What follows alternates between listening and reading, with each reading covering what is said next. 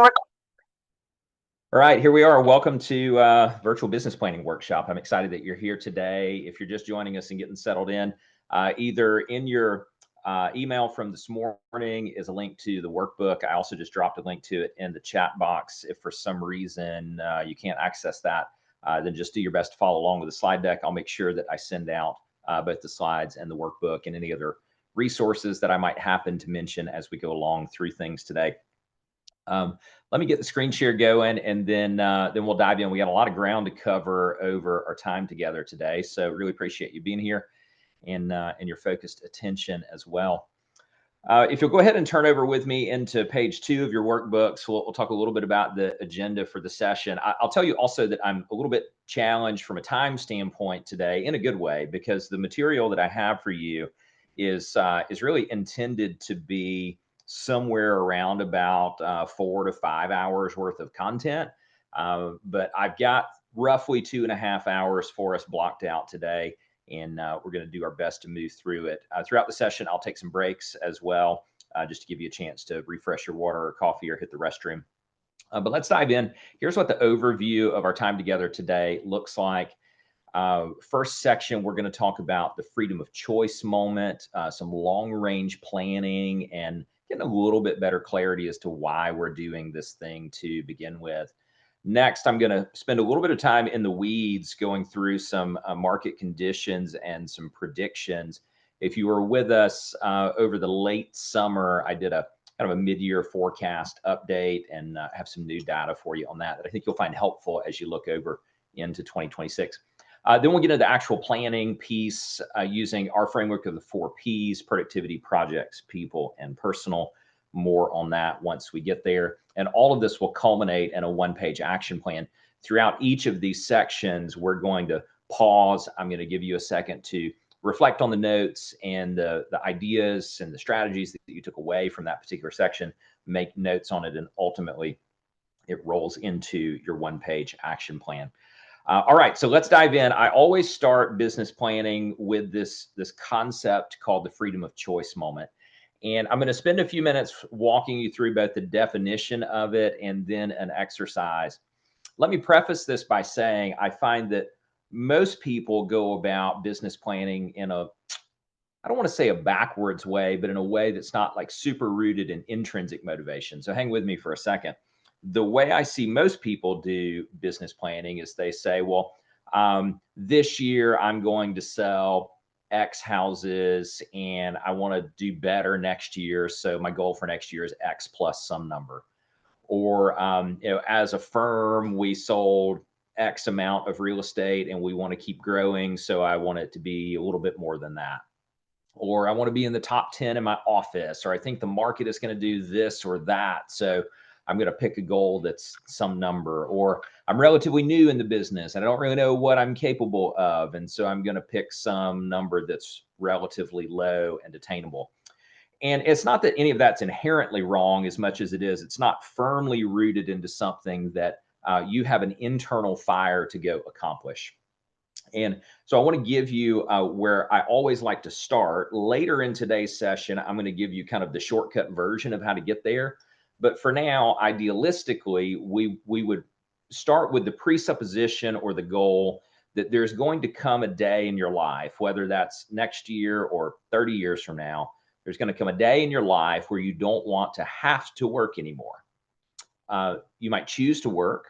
You might do it because you enjoy it, but you financially do not have to work anymore. And we would call that the freedom of choice moment. You wake up in the morning and you say, I don't have to go to work to pay the bills because my business or businesses or my investments fund my ideal life. As such, I now have the freedom to choose. Do I go to work because I want to, or do I go play golf or go for a run or go hang out with friends or whatever it is that you might like to do? So if you're over on page 3 in your workbook, there's some really easy exercises just to get us started. Don't overthink these questions. The first one says, I'm currently blank years old. All you're going to have to do there is write your current age. I'm not going to ask you to share that unless you'd like to. The second line says, I intend to reach my freedom of choice moment by blank age. So some years from now, you are how many years old when you've reached that? And then very simple math, that'll be the year blank. And it gives me X number of years to accomplish the goals. So this is, again, all about idealistically, you'd reach that freedom of choice moment by a certain age, and you have how many years to go until that. All right, this is where it starts to get a little more complicated. But again, for purposes of our time together today, don't overthink this either. I anticipate that I'll need blank dollars per year coming from my businesses and my investments. So that's annual net income to you. And for now, don't worry about inflation, although that's a very relevant discussion we'll talk about later. Don't worry about kind of getting into tax planning or anything like that as part of this answer. That's all very relevant later. But you're coming up with how many dollars you think you'll need per year. Then scale of 1 to 10, 10 being you're completely on track for that, which means you already know what the goal is, you've got a game plan to do it, and you're on track or ahead of schedule for your freedom of choice moment. And 1 being the first time you'd ever thought about this was 3 minutes ago when I started talking about it, or some number in between. All right, should fly through those pretty easily. Now I'll slow down for a little bit because I've got some bullet points for you here at the bottom of page 3 that say, based on that, I must accomplish the following things between now and then in order to put me on track or keep me on track for the freedom of choice moment. The between now and then is from today to that actual moment, presumably years into the future. Here are some things that I need to accomplish. I'm going to give you like 90 seconds to 2 minutes to write down some of your initial thoughts. But these are kind of bigger picture things. For instance, it might be to have a plan to begin with, or some growth targets that you have to have in order to accomplish that. I was meeting with someone this morning who has a goal attached to this. Their goal is to double their revenue, already a very large business, but to double their revenue over the next 5 years, because that's connected to their between now and then freedom of choice goal. So I'm going to give you maybe 90 seconds to scribble out some of your initial thoughts, longer range thoughts here on the bottom of page 3.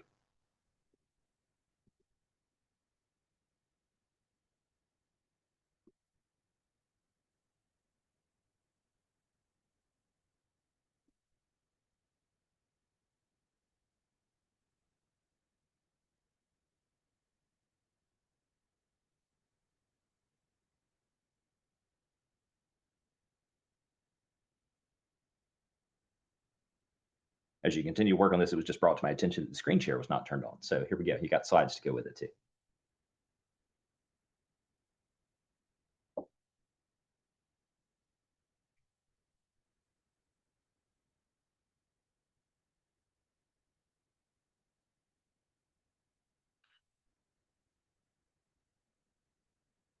Okay, sticking with this thread here, go over to page 4. And all we're doing is taking this longer range idea of actions between now and then. That's your freedom of choice moment. We're starting to reel that fish back towards you here. So top of page 4 says, based on that, here are a few things I need to do in the next 2 to 3 years. Then below that, here's what I need to do next year. So this is getting into now 2026 planning. And then at the bottom of page 4, between now and the end of this year. So that's if you're here with me live, you've got basically 2 months left in the year.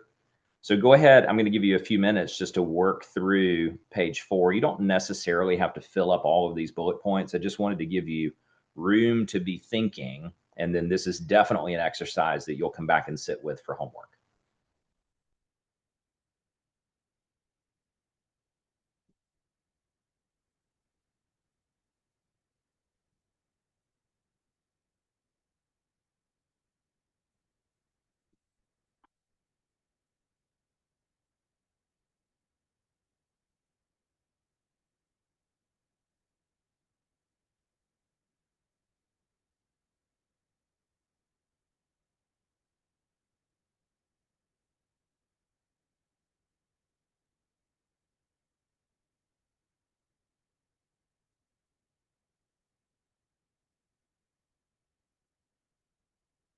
As you continue working through this for another minute or so, I'll share with you the thing that I often discover as people are going through this exercise, particularly if it's the first time you've been through one like this, is they often discover that the income that they're earning from their business or businesses or investments is is good for them for right now. They're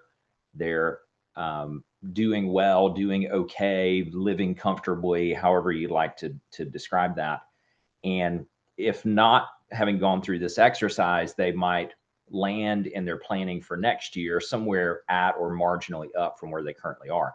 But the big discovery tends to be, if you don't already have a roadmap for this freedom of choice moment, or haven't really thought about it, is chances are you're not earning enough income or investing in the growth of your businesses or your investment portfolio enough to actually mathematically get you to that freedom of choice moment.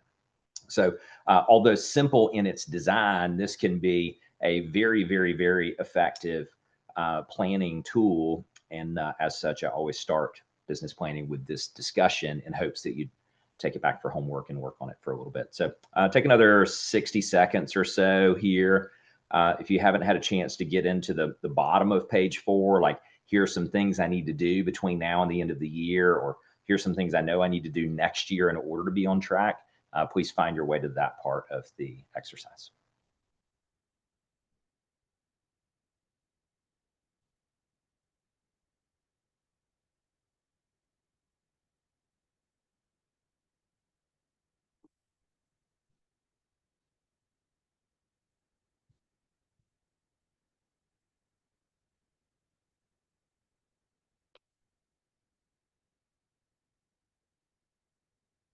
Okay, before we move on here, would love to hear from a couple of you. I'll do this throughout our session today, both to keep you engaged and to make sure that what I'm putting out, you're picking up on. If you'll just type in the chat box for me a key action item or takeaway that you have from that exercise. Give you a couple of minutes to do that.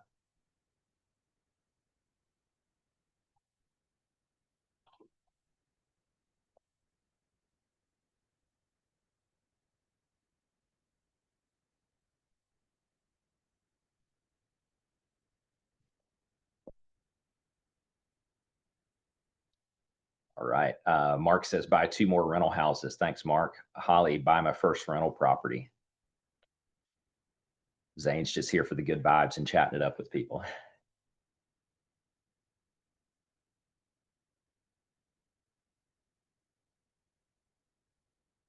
Michael, increase the consistency of action. Love that. Cool. All right, let's keep moving along here, and feel free throughout the session as well if you'd like to post questions in the chat box or comments back and forth. Feel free to do that as well. We'll keep it as interactive as we can in a larger webinar style format. Okay, so your homework, just maybe put a pin or an asterisk on this page, is to revisit this freedom of choice moment exercise as part of your homework. Those of you who have been around us for a while have done this before, but always a good time to update that. Now we're going to change gears. Let's go over to page 5, please. This is where we're getting into market conditions. Some of this will be a refresher for some of you, and some of it will be new/updated information. You've got to fill in at the top of page 5. The fill-in should say the blank, that's market. The market does not determine whether or not I'm successful. The market tells me how. So how is your other fill-in, how to be successful. I would propose to you, and some of you heard me talk about this before, that the real estate market is not terribly difficult to predict. I think there's a lot of misinformation out there. I think the news does generally a pretty poor job of describing what's happening in the market. As we'll talk about later today, in marketing, I think this is one of the big opportunities for you to cut through the noise. But let's talk about sort of the base case of buyer demand relative to seller supply and how that tends to drive markets. And I'll also give you some most recent data from, say, like NAR sales data, and also some predictions about interest rates, all that coming up in this next little segment together. So if you understand, which all of you do, that the general direction of markets is just the relationship between buyer demand and seller supply, then I would propose to you that there are 3 big categories of buyer demand that you want to pay attention to in your markets and the general trends of those. So number 1, net migration. Very simply, are more people moving into or out of your area. That is sometimes impacted by jobs and economic development, other times impacted by, in case number 2, the demographic waves, like baby boomers chasing their grandkids or moving to where they plan to retire. But different parts of the country, as I'll show you in a graph here in just a second, continue to see very strong positive inbound net migration. That creates more buyer demand relative to seller supply. Other parts of the country seeing higher net outbound migration, which is negative to buyer demand, creates more inventory, puts some downward pressure on prices. Overall, that's still averaging out across the country to a net up in sales price, which we'll look at here in just a second. Number two, demographic waves, specifically millennials and baby boomers, the rates at which those two very large demographic cohorts are participating in the market. As you'll see in just a minute, the market is very much baby boomer driven. Over 50% of transactions right now are boomer driven transactions. That will come as no surprise to you, but it should also have a big impact on how you think about strategy for next year, really probably into the next like 5 to 10 years. The third thing that impacts buyer demand is monetary policy. The one we've all been paying attention to for roughly the past 3 years has been interest rates. And to a lesser extent at the moment, things like tax incentives and programs are having some impact on that, but minimally right now. So here's kind of your outline. I want to dissect each of these with you, but if this is the first time you're hearing this part of the conversation, having your finger on the pulse of what's happening in each of these three areas in your market. I guess numbers 1 and 2 are market specific, where number 3 is more national related. But finger on the pulse for each of those, what we really want to pay attention to. Here's what's happened nationally over the past few years. NAR released their existing home sales report just last week that would include September data. I always find it helpful to take a quick little historical perspective on things. You've all been through this, but even including this in your buyer and seller presentations, particularly your seller presentations, as it's a little more challenging in getting your listing sold right now, is helping people have some historical perspective. This is seasonally adjusted annual home sales. We go all the way back to the, this is fall 2021. These numbers of 6 million or so extend back out here into the immediate post-COVID peak. But what you'll know also, and I'll show you graphically in just a second, is that mortgage interest rates began climbing in Q1 of 22. And then, of course, home sales moved inversely to that rate climb. You see these little spring seasonality bumps. You got a little double bump here because of something that happened with rates, which we won't get into for sake of today's time. But the thing you'll just note, and you felt this already, is we went from a peak of almost 6.5 million annualized home sales, and we've been bouncing along at about 4 million for almost 3 years now, 2.5 years roughly. And that represents a multi-decade low that we keep touching up against. And you're like, okay, so why is that relevant? I think it's relevant not only to say, as you're continuing to strive to gain market share in this market, you're kind of running against the wind, but maybe even more importantly, showing this graph to your sellers helps them understand why people aren't lining up down the street to buy their house. Here's what's happened with prices in that period of time, though. You've all had buyers who've been sitting on the sidelines waiting on rates to come down or waiting on prices to come down, and that really hasn't happened. These little swings are seasonality swings, and you can see that's very predictable. But if you just sort of normalized this line here, and you'll see some adjusted numbers in just a second, you can see what's happened over that same now roughly 4-year period. We go back to about 350 as an average sale price nationwide, September of 21. Over 4 years, we're up 65,000 plus or minus in median home sale price. So that's not quite 20% nationally over a 4-year period. You'll also note, and most of this you know, so I'm moving quickly through it. If I go back to even Q1 of 22, now this is a spring seasonality bump, so you kind of normalize this a little bit, but let's call that even like high 3s, somewhere in there. You're still seeing modest home sale price growth over this 3-year period where rates have largely just bounced along between 6 and 7%. And final thing from the most recent existing home sales report, this just shows percent change year over year. We're looking out here at August and September. September data up 2.1%. That's compared to September of 24. You can see that September of 24 was up 3.6%. That would have been compared to September of 23.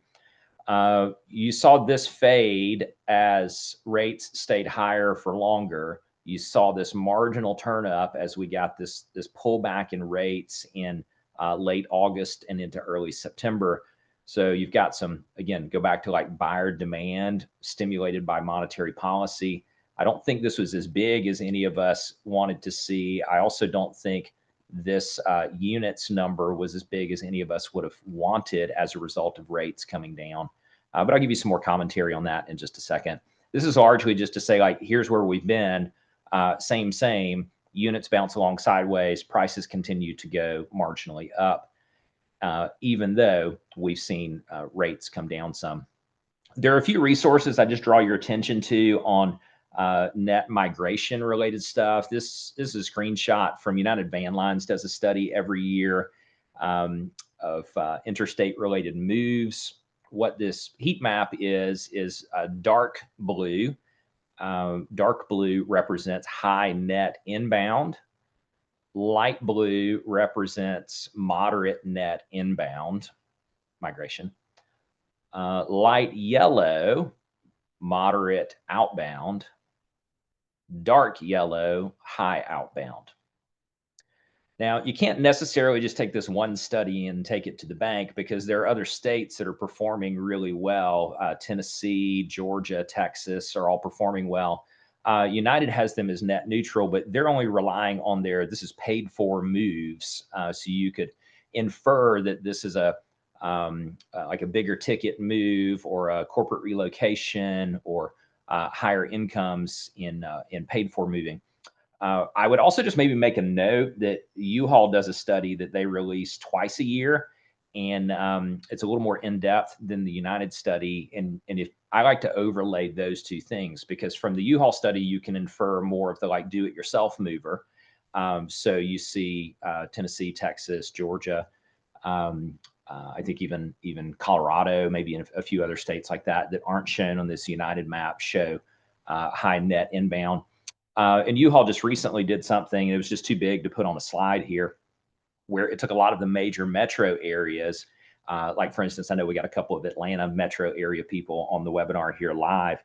And in their study, you could sort it by say, like, okay, in Atlanta, what are the top states outside of Georgia that people are moving to Atlanta from? What are the top cities that people are moving to Atlanta from?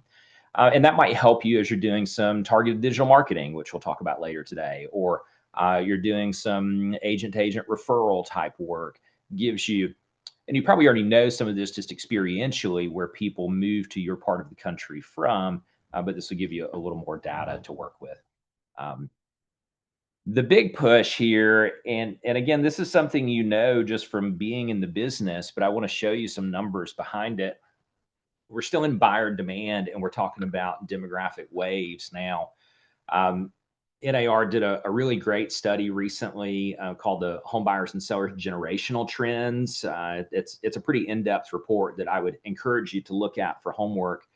But there's a couple of slides I just plucked out of it. One is more kind of explaining these different age groups or these different demographics. And then I'm going to show you the next slide, the way that each of these are participating in the market right now. But most of the action is coming out of this group right here.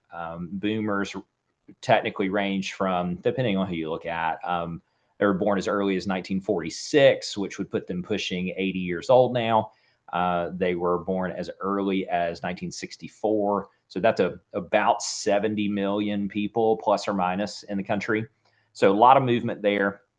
A lot of movement over the past 5 years or so from these older millennials, which I happen to be one of. And then you're starting to see the younger millennials participate. Those of you who are Gen Xers on the call, I relate to you a lot more because we listen to the same kind of music growing up, but just a smaller demographic cohort here. So you got about 75 million in this millennial group as well. and then the Gen Z's minimal impact on the market at the moment. But in case you needed some definition, you could just grab this screenshot off of the slide deck. But here's what they're doing from NAR's generational trends. I think this is super interesting as you think about your business strategy over the next 2, 3, 5 years. And let's do a little bit of quick dissection here. The light blue is buyers, the dark blue is sellers. As we mentioned, not much going on with Gen Zs. They're just, they're too young right now. They're early 20s on the older end. But let's look just real quick down here. Young boomers, 31% of sellers. Old boomers, 22% of sellers. 53% of sellers are boomers. That trend is likely going to continue for at least another 5 years. And if you go back here, your oldest boomers are pushing 80 right now. Your youngest boomers, what would that be, 60? So basically that 20-year band in there. So you could bet that this trend is going to continue for at least another 5 years, and you'll start to see older millennials creep up a little bit, and you could basically just sort of lag this out. You'll notice also, though, that the boomers aren't just selling, and this is the net migration of boomers conversation as well. You got 26 and 16, 42% of all buyers are boomers. Biggest trend there is chasing the grandkids, wanting to be closer to them. So kind of a bonus tip here. You might make a note to go through all of the people in your database who are, say, like older millennials and Gen Xers. So their parents are these people. Maybe you've helped this older millennial or Gen Xer buy or sell a house in your market, and you're asking them about their parents and their parents' plans related to real estate. So, one strategy is, of course, to go directly after these boomers. The other is to work through your existing database to get to those people, because you can see this is where all the transactions are happening in this cluster up here. Cool. Let's talk about the thing that everybody wants to talk about that I think actually has not a ton of impact on the market, not to throw cold water on it. But this was, I left this slide in from last year's presentation because this was everybody's forecast for where the 30-year fixed would be by the end of 2025. So this slide was built in like November-ish of 24. I pulled all of these people's projections. We'll talk about where we actually are on this in just a second. It's been a wild and crazy year on monetary policy and all the variables. So I'm not, throwing any shade at any people. I think it's interesting to what the predictions were and see how the predictions model.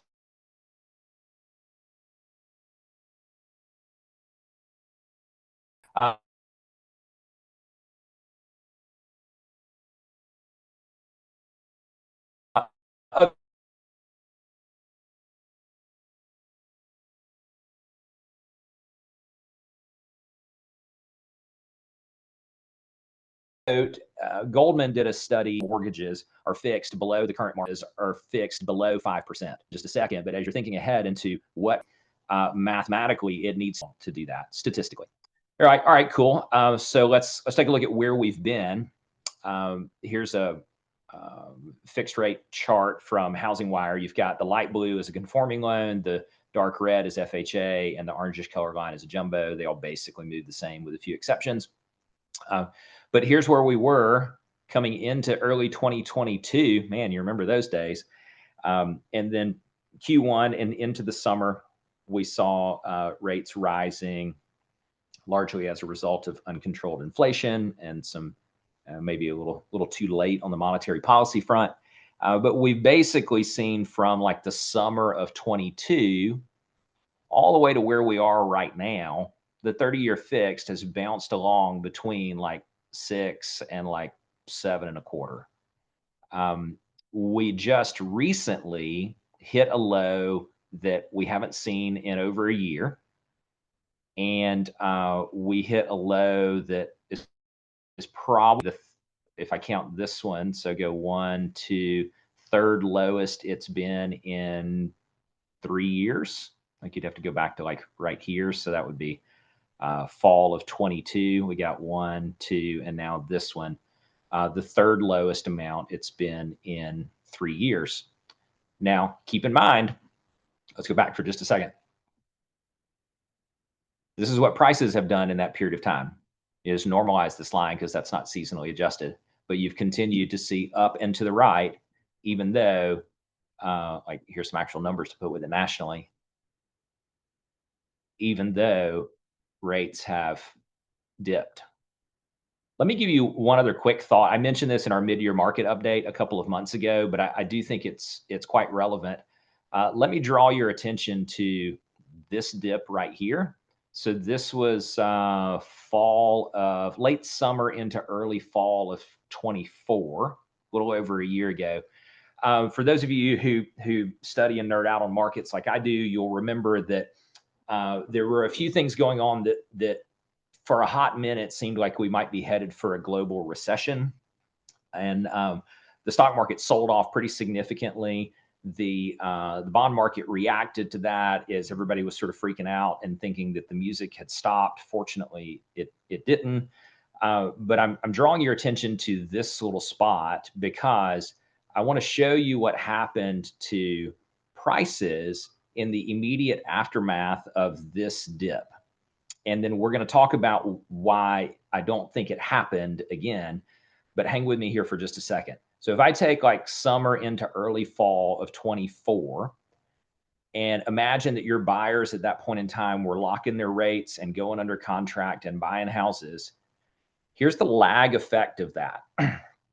So here is September, October, November, December, even into January 25. But look at this end of 24 run of how home prices, these are national numbers, so your market may have varied during that period. But let's just concentrate on this 5.8 for a second so I can use it to tell the story.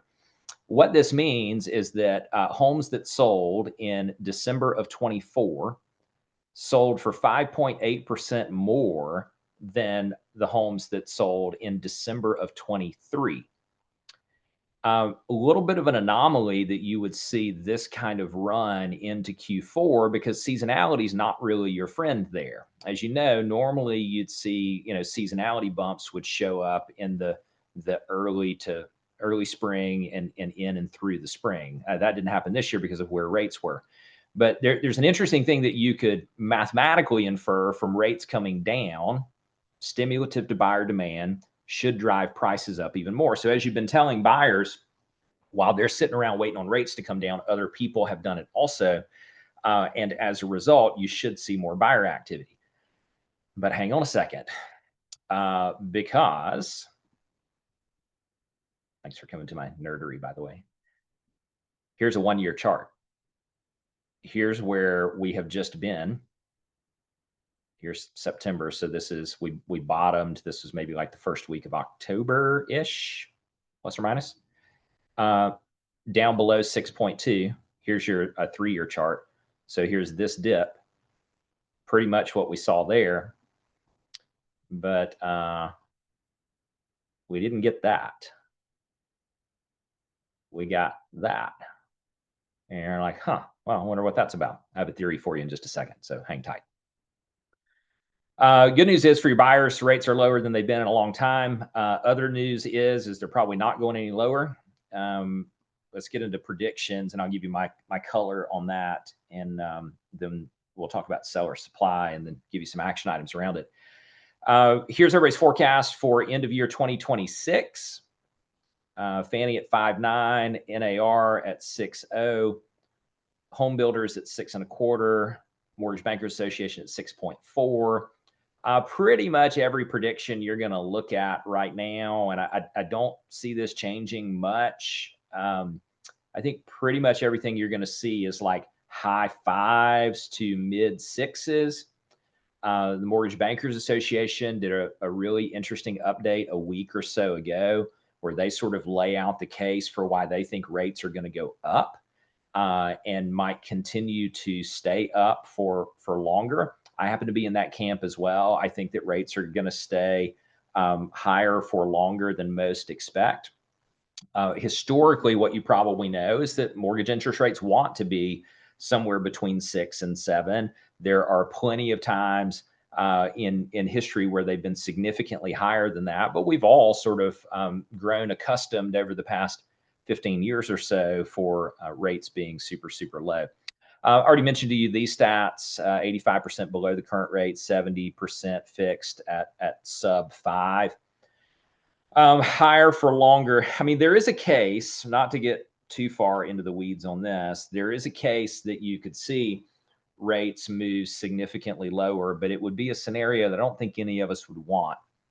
I think if you saw employment numbers continue to come in really low, and if this is not a prediction, this is just a thought exercise for right now, if you saw more weakening in the labor market, and you continued to see sticky inflation at or around 3%, which I do think inflation is sticky. But if you saw further weakening in the job market, you'd almost have to see rates come down to keep us from teetering over into a recession. But as you know, the downside to that is that if we have a lot of these recessionary triggers going on, and there are continued labor concerns, whether that's government layoff related or just corporations contracting, people who are concerned about their jobs don't buy houses.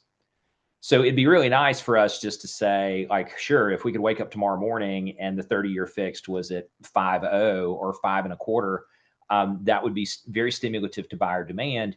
But the things that would cause rates to go that low, I don't think we would want.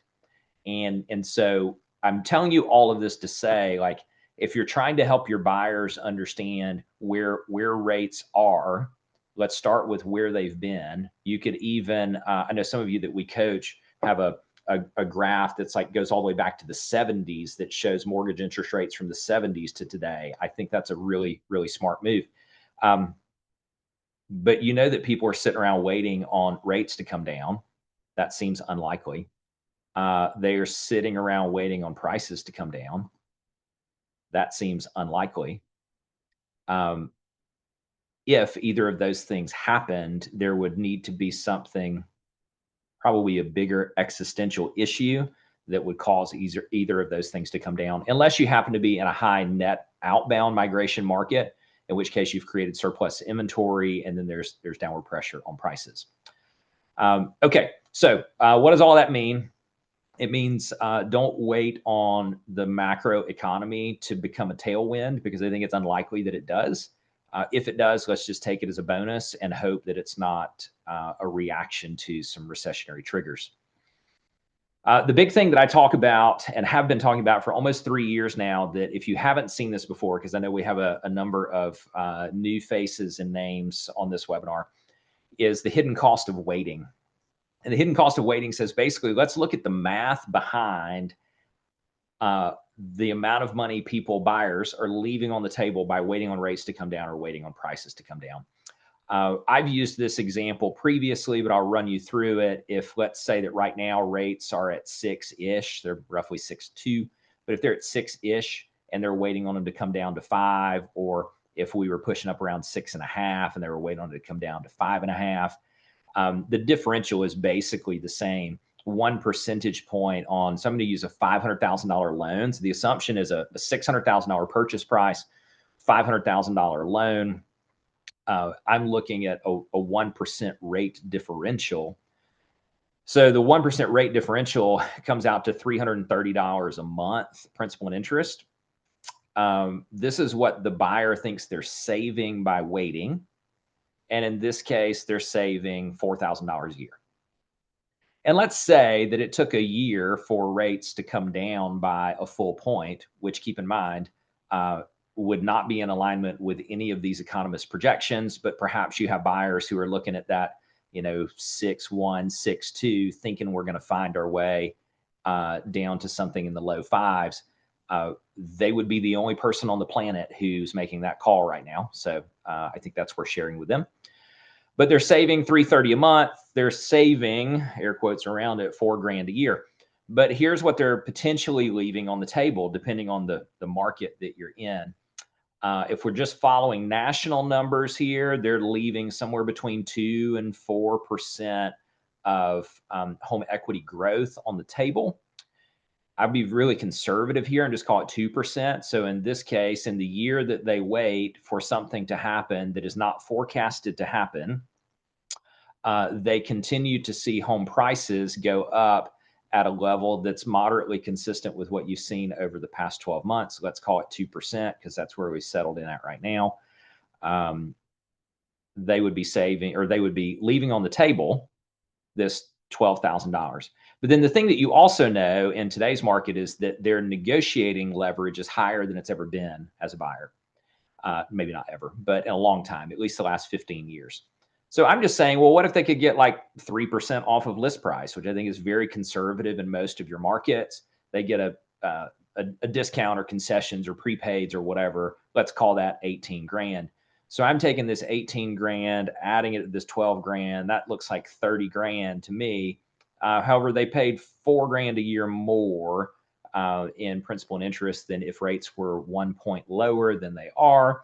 So $26,000 is their net loss.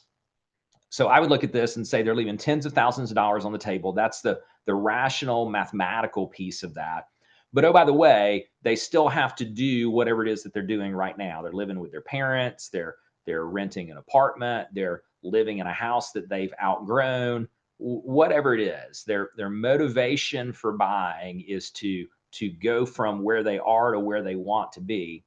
So that becomes more of the emotional decision-making piece of it. You and I would agree that this is all super practical.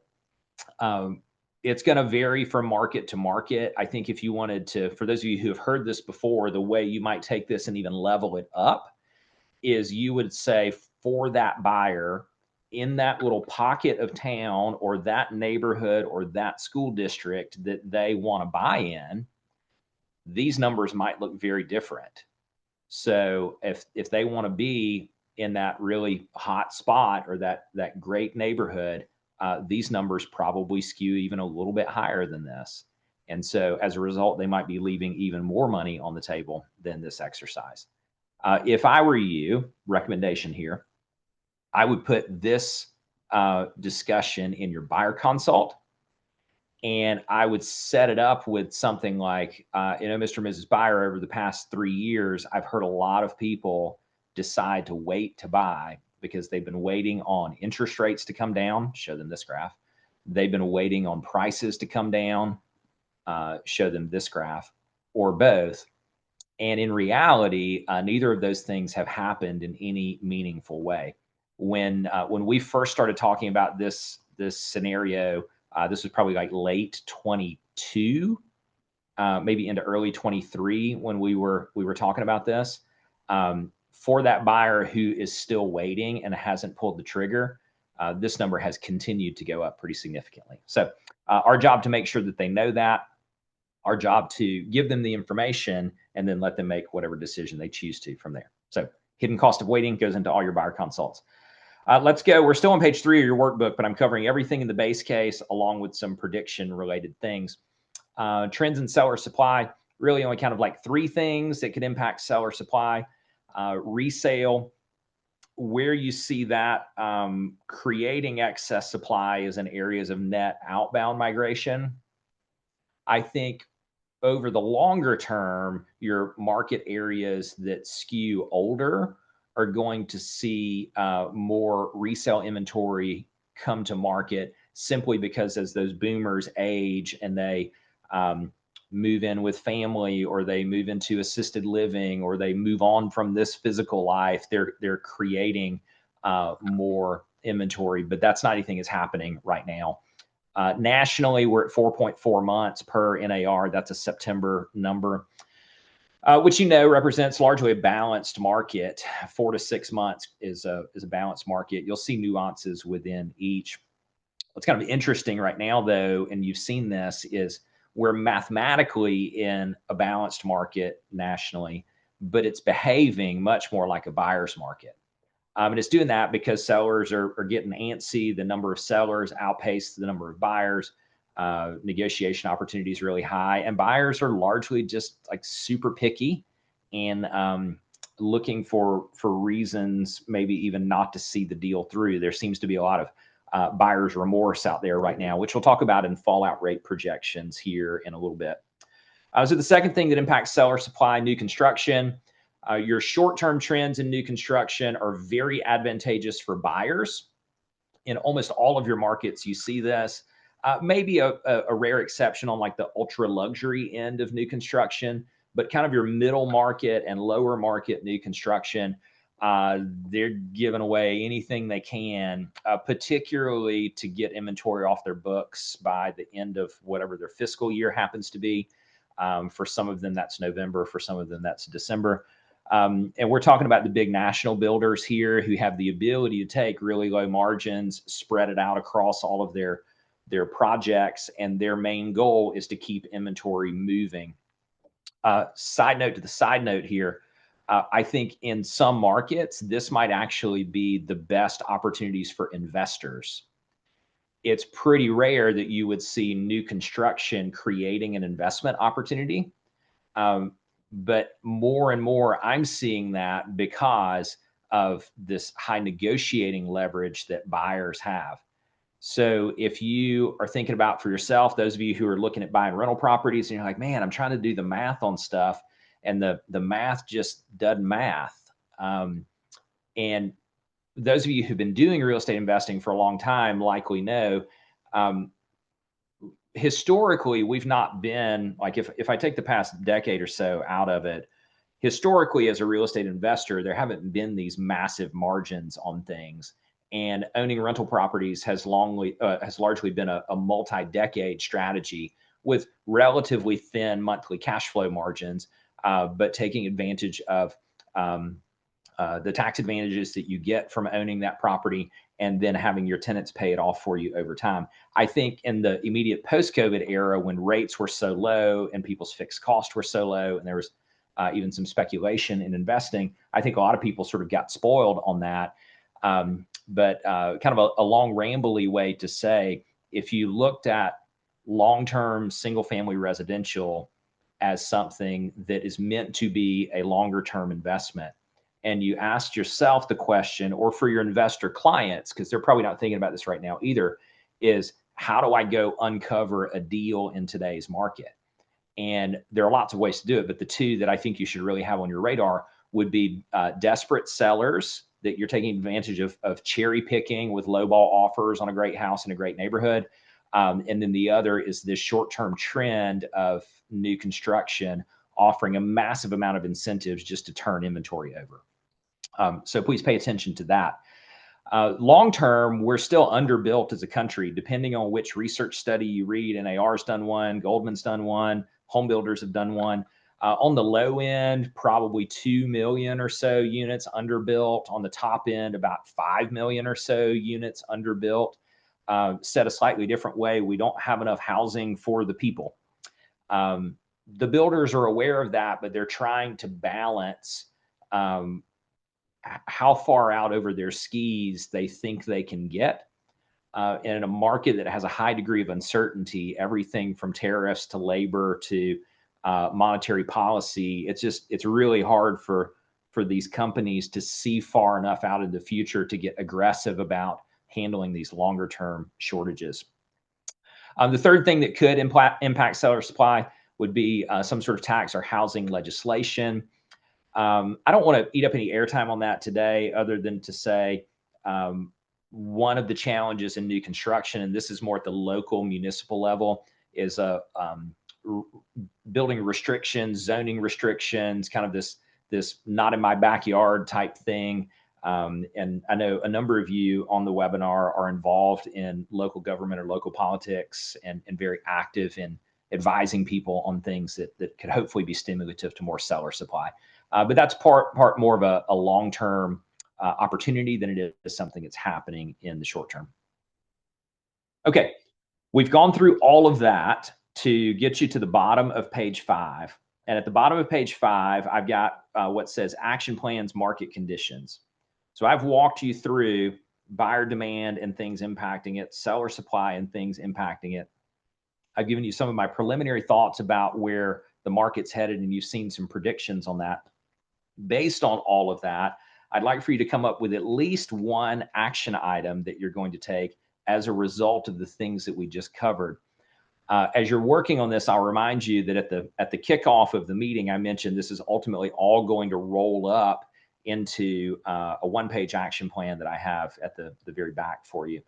So please take maybe 90 seconds here and make some notes at the bottom of page 5. As you're doing that, if you'll also just hop in the chat box and maybe share one of your action items with me, that would be great.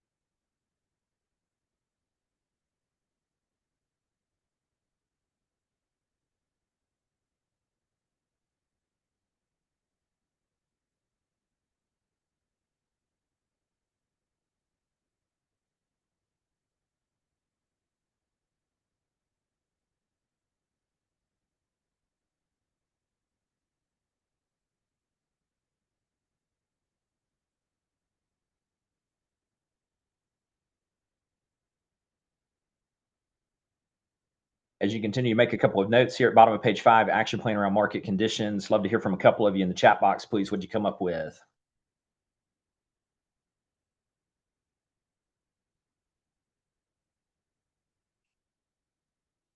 Cool. Susie says, reach out to investor clients about new build opportunities. Abby, fine-tune my script on the cost of waiting. Love it. Will, cost of waiting in the toolbox. Discuss with buyers on the fence. Just on YouTube about boomers and their kids. Call me as a one-stop shop. On the verge of being a boomer myself. No, you're not. Refining marketing efforts to focus more on boomers. Perfect. Yeah. Cool. Great stuff. And love all of that. Let's keep motoring along. We're going to go over to page 6 now in your workbook. So at the beginning, we talked about freedom of choice moment as this big sort of broad opportunity that we're going to use that angle to come into business planning. Then we talked about sort of the direction of where things are headed. But now we're over in sort of the shortcut of business planning and the structure that we're going to go build around it. In coaching here at Middleton Elite Coaching, all of our 8 different coaches and clients all over the US and Canada, this framework of the 4 Ps is something that we come back to as a way of saying we want to take this idea of the business plan, we want to take this idea of being more successful and make it more actionable. So the quick summary here for you is productivity. That's all the sales related stuff. Those are the numbers we've got to hit. Projects, anything that have a definitive end date to them. We're going to spend most of the rest of our time together today in productivity and projects. Although in your manual, I'm not going to spend a ton of time on the people and the personal stuff. I do have little sections in each, but you've got a lot of collateral material in here. We're going to go pretty heavy on P1 and P2 and comparatively a little bit lighter on the others. But people, this would be internal to your organization if you lead or run a team or you're a member of it. External framework of people could be folks that you're attempting to attract to your team or your vendor relationships, or maybe even like your A pluses in your database. And then personal is you for you and you for and with others. I've got a framework for you on that that's attached to the work I've been doing with the Fulfilled Entrepreneur Project, and I think you'll enjoy that. This largely sets the track for the remainder of our session together today. Okay, so here's the shortcut, 4 points of clarity. I notice as I'm looking at the workbook that there's a typo in here. This is not a trick question. Page 6, question number 1 says, what's my income goal for 2022? So that should read 2026. Sorry for that typo. We'll fix that. Income goal for 2026. This is the shortcut way to ask the question of how much money do I need to make, and therefore how many houses do I need to sell? So let me connect 2 thoughts for you. The best way, in my opinion, would be that freedom of choice moment exercise, working that all the way back to your 2026 net income goal, such that you could say, this gives me enough net income to live the life that I want to live right now and fully invest for the future, whatever that represents for you, attached to your freedom of choice moment. Said a slightly different way, if I or one of the coaches on our staff were to show up at your office and say, show me your goals for next year, and you were to say, my goal for next year is X, and we were to ask you, why did you choose that as a goal? Then your answer would either flow from the freedom of choice moment exercise, or it would flow from the thing that I'm about to walk you through. Ideally, it would not flow from I kind of guessed, or I kind of picked it, or this is kind of what I hope to do. So here's your shortcut. Income goal for 2026 is post-tax net dollars. You've got what we call the 4 levels of income. This is on page 6. Survival, that would be how much net income would you need to earn to just barely get by, like backs against the wall, scraping it together, digging change out of the cup holder in your truck to go buy Wendy's. Been there and done that. We don't want a business plan around that. We instead just want to know and have some awareness around what that number is. Second level of income is comfortable. So this is, you've got some breathing room between you and life. Your washing machine goes out, you just buy one. Your kid needs braces, you just pay for it. You're not rolling in it, but you're also not stressing about paying the bills. There's this little bit of cushion, or this little bit of breathing room. I'll come back and talk about comfortable level of income in just a second, because that's really important. Third level, fun. The way I describe this is that rarely, if ever, do you have to say no to something that you want to do. If it's, you want to buy this new pair of boots, or this new handbag, or go sit on the field level at the George Strait concert that's coming up in May in Clemson, for those of you who are George Strait or Clemson fans, then you just do it. And there's enough income there that you're living the life you want to live, you're funding your future investments, and you've got additional leftover just to do some fun stuff. And then the fourth level is, holy cow, that's more money than I could ever imagine making. Here's what I'd like for you to do. Take like a minute. You really shouldn't need any more time than this. And just give me what your gut answer, you don't have to give it to me, write it in your notes, what you think your survival level of income is. So again, this is net dollars that you would need to earn from selling houses, or from running your firm, or whatever your primary task is. The amount of income that you would need to earn in order to hit each of these levels. I'll have you write it in there, and then I'll give you some additional nuance on this in just a second.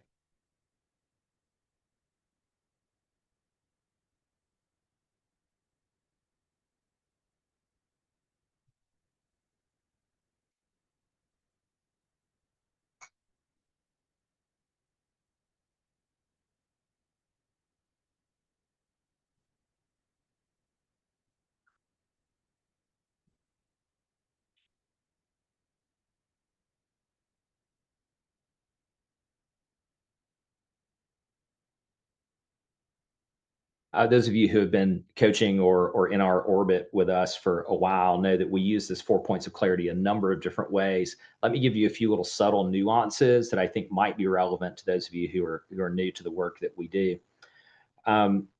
If you are the only income earner in your household, then these answers become pretty easy. If you're in a dual income earning household, you'd want to look at this including your spouse or partner's income as well. And you would say, for us as a family, if applicable, our survival level of income is X. My spouse or partner's contribution to that is Y, and therefore my contribution to it would need to be Z. So it's possible, in fact, somewhat common, that in order to survive, you might need to earn $0 if you have a spouse or partner or someone else contributing to your income. And you'd work your way through this saying, okay, if I'm the breadwinner and my spouse or partner is contributing in some way, then these numbers are going to change a little bit. Um, you would also sort of look at this if we're getting really nuanced and say, all right, I'm going to make up some numbers right now. My fund level of income as a household is $500,000 a year. And if we're earning $500,000 a year, that's enough to live our lives, to do all of the future investing that we want to do, and to have some left over. And maybe in this example, of the 500,000, your spouse or partner contributes 100, so you're left with 400. But you also have income from your investment properties that, maybe for ease of math, your goal is to get that to where it's contributing $100,000 a year. And so now the delta there for you to make up becomes 300,000 from selling houses in this example. So you could see how this is not necessarily just a one-dimensional answer to the question. You'd look at all sources of income with some degree of certainty around that income, and then you'd say, based on that, how much do I need to have, do I need to earn in order to make up that gap? I often tell people as they're working through these 4 levels that we'd like to see you pick a number, at least a number that's between your comfortable and fun number, and build a plan around that, which we'd certainly help you with. And then our goal is to coach, train, hold you accountable to that number or higher. You'll also probably note here, though, and this is true for those of you who, especially true for those of you who run teams, is that as people, we're kind of hardwired toward that comfortable number. And I've often said and observed that people left to their own devices, which means they're just kind of get up, they go do their thing, they rinse and repeat. They're not being heavily impacted by an outside influence like a leader or a coach or a series of mentors. They're going to land each year at plus or minus 20% of their comfortable level of income. You'll sometimes hear this referred to as like a financial thermostat. And the reason I say plus or minus 20% is there are other factors that could cause that person to do a little less or a little more than comfortable. For instance, you could have a market that becomes makes it easier for them to sell. So like that immediate post-COVID era, there were plenty of people earning way more than their comfortable level of income because the market was a tailwind. The opposite of that could be true. The market could be more of a headwind, like it's been over the past few years, and people might fall below that comfortable level of income. Or they have personal issues or family issues or things that kind of push back on that. So if I'm a leader of an organization and I'm thinking about how do everybody on the team, how do their goals stack up and how does that roll up into a team goal, I'm going to go through these 4 levels. I'm going to conservatively plan that salesperson is going to do something plus or minus 20% of their comfortable goal.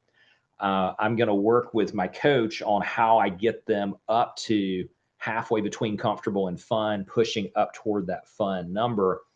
But I can't business plan as a leader based on kind of arbitrary goal setting of team members or them kind of randomly picking numbers. So there's probably more commentary than you bargained for in that, but we could spend an entire hour just on these 4 points of clarity. We've only touched on number 1. But the shortcut here would be you for yourself would need to know how much income do you need to earn, taking into account investment income, taking into account spouse or partner income, if applicable. How much would you need to earn in net dollars in your sales business to hit these 4 levels? You'd set your plan, ideally, to something between comfortable and fun, and then dial it into that number. I'll show you how to do that in a second. Let's go to question number 2. You'll notice here I put emphasis on the phrase ideally, and I really want you thinking ideally about these things. I don't want you limiting this in any way. So you would say, ideally, how many hours per week would I work next year? So this is like when you're actually working, not when you're on vacation. Before you write down a number on this, and almost always, even though I suggest doing this ideally, the person answering the question says, well, I'm willing to do whatever it takes. I get that. I'm used to working 60 hours a week. I get that. But the question is, ideally, how many hours per week would I like to work next year? So please write a number down for that.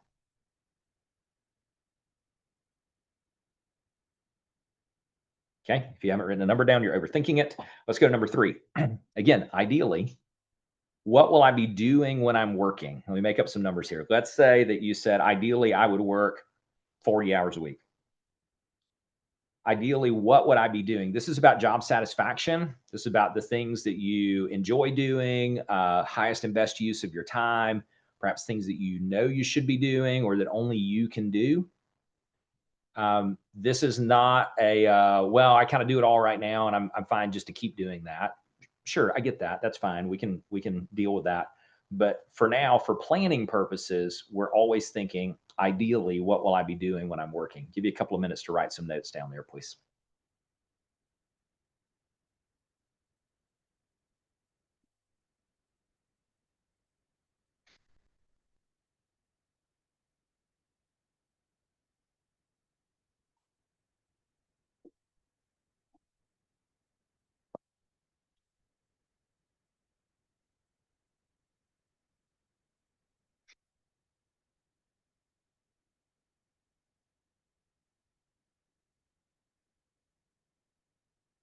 Okay. Now, bottom of page 6, last question in the 4 points of clarity is to describe your ideal environment.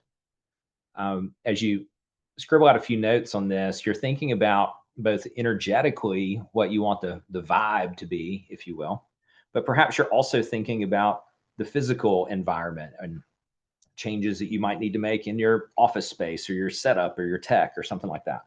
I'll give you maybe 45 seconds to work on this.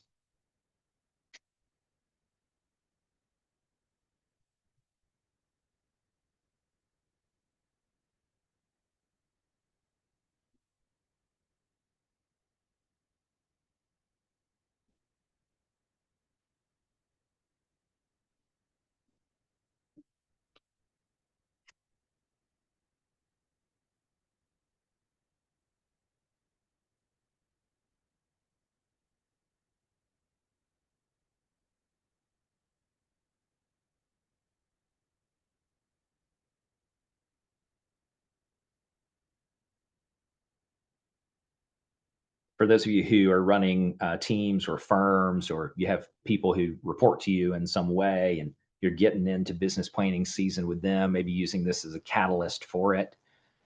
Even if you don't go all the way to the freedom of choice moment, like I led off with today, I would highly, highly, highly encourage you to do this exercise. Best practice would be to have them complete it for homework, have them send that homework to you, you and your coach review it together. And then that leads into your, we would call it a team advance, but it could be whatever kind of business planning or strategy session that you do together. Sometimes what you'll find here too is that maybe if I were to say, like, ideally, I'd like to be working 30 hours a week, but right now I'm working 60 hours a week, it might not be reasonable in a 12-month window to trim it from 60 hours a week to 30 hours a week. So you just play with your time horizon on that. I'm giving this to you through a business planning lens, looking out into next year. But there's nothing that says that you couldn't do this exercise in a 5-year window, or some timeline that gives you a, like, here's where I am right now. Maybe I'm working 60 right now, and I want to trim it to 50 a week and free up that extra 10 to go do some of the other stuff that I've been ignoring. But maybe my ultimate goal over a 3-year period is to trim it down to this or that. We've helped a number of folks, some of you are on the call, we've helped a number of folks work on transition planning and exit strategies. And sometimes this is a multi-year approach to really answering these 4 questions. And how do we trim that down in a way that the answers to questions number 2 and 3 much more align with where you'd like to be, but we're not necessarily throttling back on the answers to question number 1. So big fan of using this in lots of different contexts. Also very helpful in recruiting and making sure you understand people's goals. But we've done separate webinars on that in the past. Okay, so you have all this. You're like, great. What do I do with it? We're going to start with P number 1, productivity. Go over to page 7 for me, please. Some of this you're familiar with, but this gets us into the day-to-day kind of blocking and tackling of what we need to be focused on in order to accomplish the goal. So you appreciate what got us here was we started with how much net income do I need to earn And do I have clarity as to how I picked that number or why I picked that number? And then we're going to build around that the amount of time I want to be working and the things that I want to be doing and how ultimately I'm going to get to the spot where I sell enough houses in this example in order to make that happen. So there are 5 key numbers that we want you to have your eye on at all points in time. They are on the screen for you here and fill-ins in your workbook. In order, number 1, listing appointments per week. So new listing appointments. Number 2, buyer appointments per week. That's new buyer consults, not repeat showings, et cetera. Those are new consults. Number 3, active listings needed at all times. That number is changing pretty rapidly right now based on market conditions. More on that in a second. Those are listings that are not under contract. That's just like on the board right now as live listings. Number 4, active buyers needed at all points in time. And number 5, under contract needed at all times. These really function as like the 5 main like leading and lagging indicators. I've often said, so maybe you've heard me mention it, that I think the bank account is a notoriously bad motivator. We've all fallen into this trap before, but let's imagine here, just as a thought exercise, that you pulled up your online banking on your phone right now, and got off Instagram and said, oh my gosh, I don't know how this happened, but there's a bajillion dollars in my bank account legally. Chances are you probably would not be super motivated to go try to find new listing appointments this afternoon. But the opposite of that would probably be true. If you logged into your online banking and you're like, oh my gosh, there's no money there. What happened to all of it? You would be super motivated to go find sellers or buyers right now or get some price adjustments or something like that. The challenge with all that, as you know, and we've all been there, is that the activities that you're going to do today really aren't going to show up in your bank account for another like 45 to 60 days, sometimes maybe longer. So what we want to begin to build is paying attention to things that we can go have immediate impact on, that compound over time, that land as the ultimate lagging indicator, and that's net dollars in your bank account. So watching these 5 numbers is how we'll do it. Let's get in the weeds on this. You'll see in your workbook, if you go over to pages 8 and 9, let me slow down here for just a second and give you the setup. Page 8 is a 25 transaction example. I'm going to walk you through it. I have multiple slides for it just to fit it all on the same slide. Page 9 is a 100 transaction example. You will also, after this, I'll send you an editable Excel sheet that you can play with all of this on your own. So don't feel like you have to start working this math right now. That's going to be a homework assignment for you to do, or for you to do in tandem with your coach, to make sure that we get these numbers exactly dialed in for you. Some of you have seen this before, but some of you have not. So I'm gonna move through it pretty purposefully just to make sure the point really lands, because I want to lead this into an exercise that you could all go do, not just this one, but an exercise that you could go do on leading and lagging indicators like today, to see if you're on track for goal or not, and where those gaps are. So here's the setup. 25 transactions. For clarity, although I picked 25 arbitrarily for us to talk about, the way you would have arrived at 25 transactions is you would have gotten to a net income goal either via the freedom of choice moment or via the 4 points of clarity, question 1, 4 levels of income, halfway between comfortable and fun. That gives you a net income number. You'd run that through, and the spreadsheet does this for you too. Your average sale price, your typical commission per transaction, some profit margin assumptions that take into account your business expenses split to your firm, et cetera, et cetera. And it would tell you in this example that you need to sell 25 houses in order to do it. I've just shortcut all of that because you'll work through that on your own or with your coach. 25 transactions, there's a little bit of rounding in here, but let's say that half of that business is going to come from listings.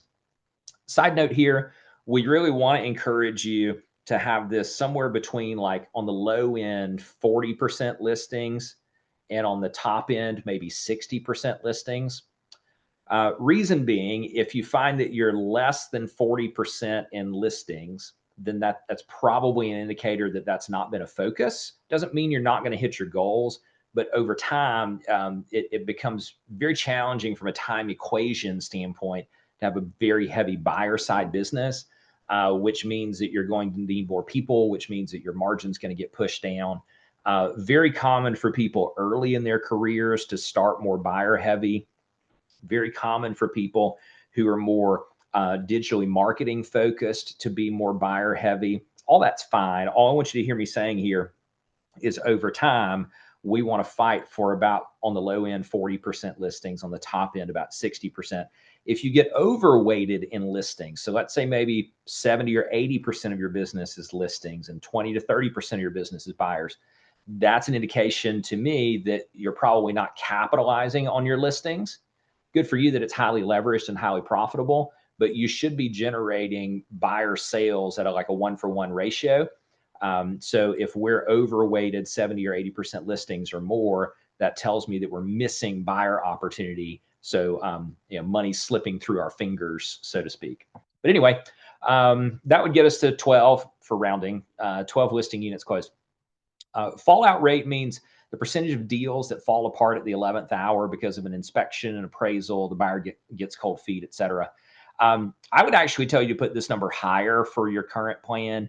Redfin just released a study a couple of weeks ago that analyzed a lot of MLS data. They update this monthly, but this number is about 15% nationally.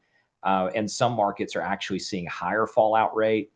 Anecdotally, I would just tell you that that's because buyers are super picky and they're experiencing some buyer's remorse and they're looking for any reason to walk away. Everything from, silly stuff like GFI outlets, or that the seller's not willing to replace for whatever reason, or the buyer has a bad dream, like literally had that happen to somebody recently, and they just decide not to buy. The sellers, meanwhile, kind of feel like they got their arm chopped off in the initial negotiation. So there's not enough like emotional capital left to be able to do something with. So I'd put your fallout rate a little higher for next year just to build some cushion. This next conversion rate is of the listing agreements that you sign, what percentage of them go under contract as opposed to expire or withdraw. I think even in a market like the one that we're in right now, this number should be 80 or higher. If you're seeing it lower than 80, that's usually an indication that maybe we're taking unmotivated sellers, or perhaps we, as the listing agent, didn't do a good job of setting expectations, and now they've decided to go a different direction. This next conversion rate says of the listing appointments that we go on, what percentage of them do we sign to a listing agreement versus that person decides not to list at all, or they decide to list with a competitor. Again, this should be 80% or higher. Occasionally, we'll see it lower with people who are doing like a lot of cold call prospecting or something, but that would be sort of a nuanced change. But I like 80s on both of these. If you're seeing lower, talk to me or one of our coaches about why that might be. That would get you to 22 listing appointments held in the year. We plan on a 10-month calendar just to give you time to travel and have some time off, and maybe have a bad week here or there. That would get you to 2 listing appointments roughly per month. Again, planning on a 44-week year would get you to 0.5 listing appointments per week. So in this case, I'd be looking at this 2 per month number. So here's what this says, rolling from the bottom to the top.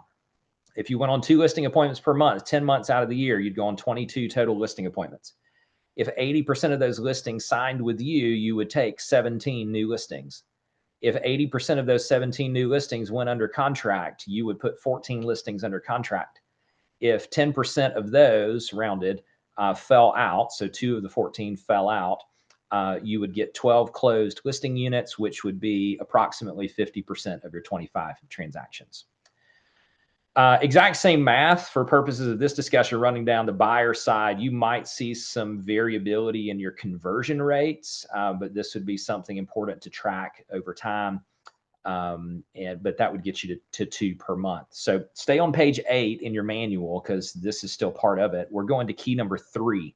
All right, so key number 1 is a half of a listing appointment per week, so I call it 2 per month. Key number 2, 2 buyer appointments, new buyer consults per month. Number 3, active listings needed. Here's how this math works. I got 25 transactions I want to do. Half of that's going to come from listings. That gets me rounded to 12. Here's all the other numbers that you just saw. This number right here, days on market, this is the number you want to pay attention to when you're playing with this spreadsheet for homework. Is this number has gone up in most markets. The national average is still around 30. But most of you have seen your listing days on market go up. Here's my rule of thumb on this.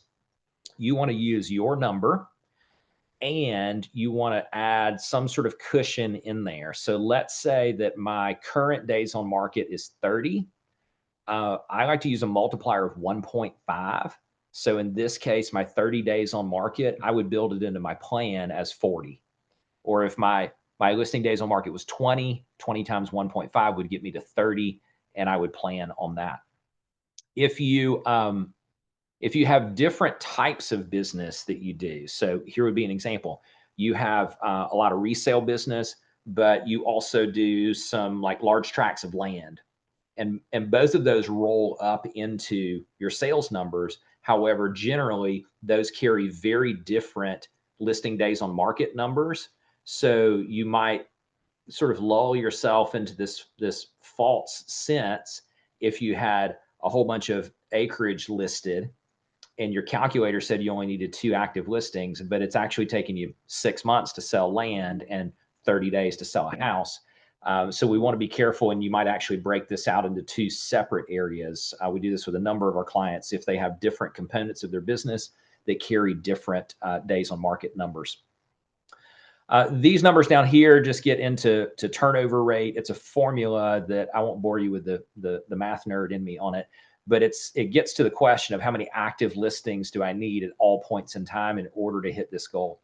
So if I'm selling listings on average every 30 days, it takes 45 days to close them. I need 2 active listings. Okay. Now we go to the active buyers, and in this case, the top part of this is the same. Buyer days on market. This is a number that basically nobody tracks that I think you should. Whether that's you're tracking it yourself, or we use a platform called the CTE Business Tracker that all of our clients get access to for free. You could track it within that as well, very easily. But buyer days on market simply means from the time that I sign that buyer to buyer agency agreement or buyer brokerage agreement to the time that they go under contract, how long is that duration? Now, maybe you're doing, because you're dealing with a lot of relocating buyers, you're doing more like Zoom-based buyer consults that maybe you don't have a signed agreement right out of the chute. You would look at that as like from the first meaningful consultation that I do with them to the time that they go under contract. I default this at 90 because it's kind of the average of the buyers that you meet with now who are going to go under contract in the next week or two, and the buyers that you meet now who are going to come visit sometime over the holidays and probably not buy until next spring. I'd really love to see you start tracking this number if you're not already, because it allows us to see how many active buyers do I need in the pipeline. And in this case, it would say I need 5 active buyers who are on average going to buy sometime in the next 90 days. So that would get you your 4th key number. And your 5th key number now would be under contract at all times. This is still on page 8. It's at the bottom of your workbook now. 25 units closed, fallout rate, you could tweak that if you want to. 45-day contract close period tells me I would need 3 under contract at all points in time. I'm going to come back and discuss this in a very practical, now what do I do with all of that? But your homework assignment here would be to take the goals worksheet that I'll send you via email later today and work with that to get your 5 key numbers dialed in really tightly. Go over to page 9. For the sake of time, I'll just blow through this, but page 9 is the 100-unit example. This is not one person doing 100 units, although I suppose maybe it's technically possible, but you're going to burn out and end up in a pile of goo and never want to do this business again if you're a solo agent doing 100 units. So this is a team, usually going to be about 4 people on a 100-unit team, plus or minus, doing 2 listing appointments a week, 2 buyer appointments a week, 6 active listings, selling on average of 30 days, 19 active buyers with an average 90-day buyer days on market, and 14 under contract at all points in time. If you go to page 10, you won't need that for any reason, but I've left this in the workbook because I sometimes get requests for all right, cool, I'll review your spreadsheet, but do you have anything that I could use like pencil and paper to work through it? So that's what pages 10 and 11 are. Page 10 is for you to do it the first time and mess it up, and page 11 is for you to discover that you need a blank copy of it. So that's all there for you. Here's how you'd use these. And this is so practical that it might seem duh for me to even mention it. But I'll also say that I find most people don't look at this regularly. So they'll do the goals worksheet piece. They have a good understanding of how we arrived at that number, but then I'll be slightly exaggerant for effect here.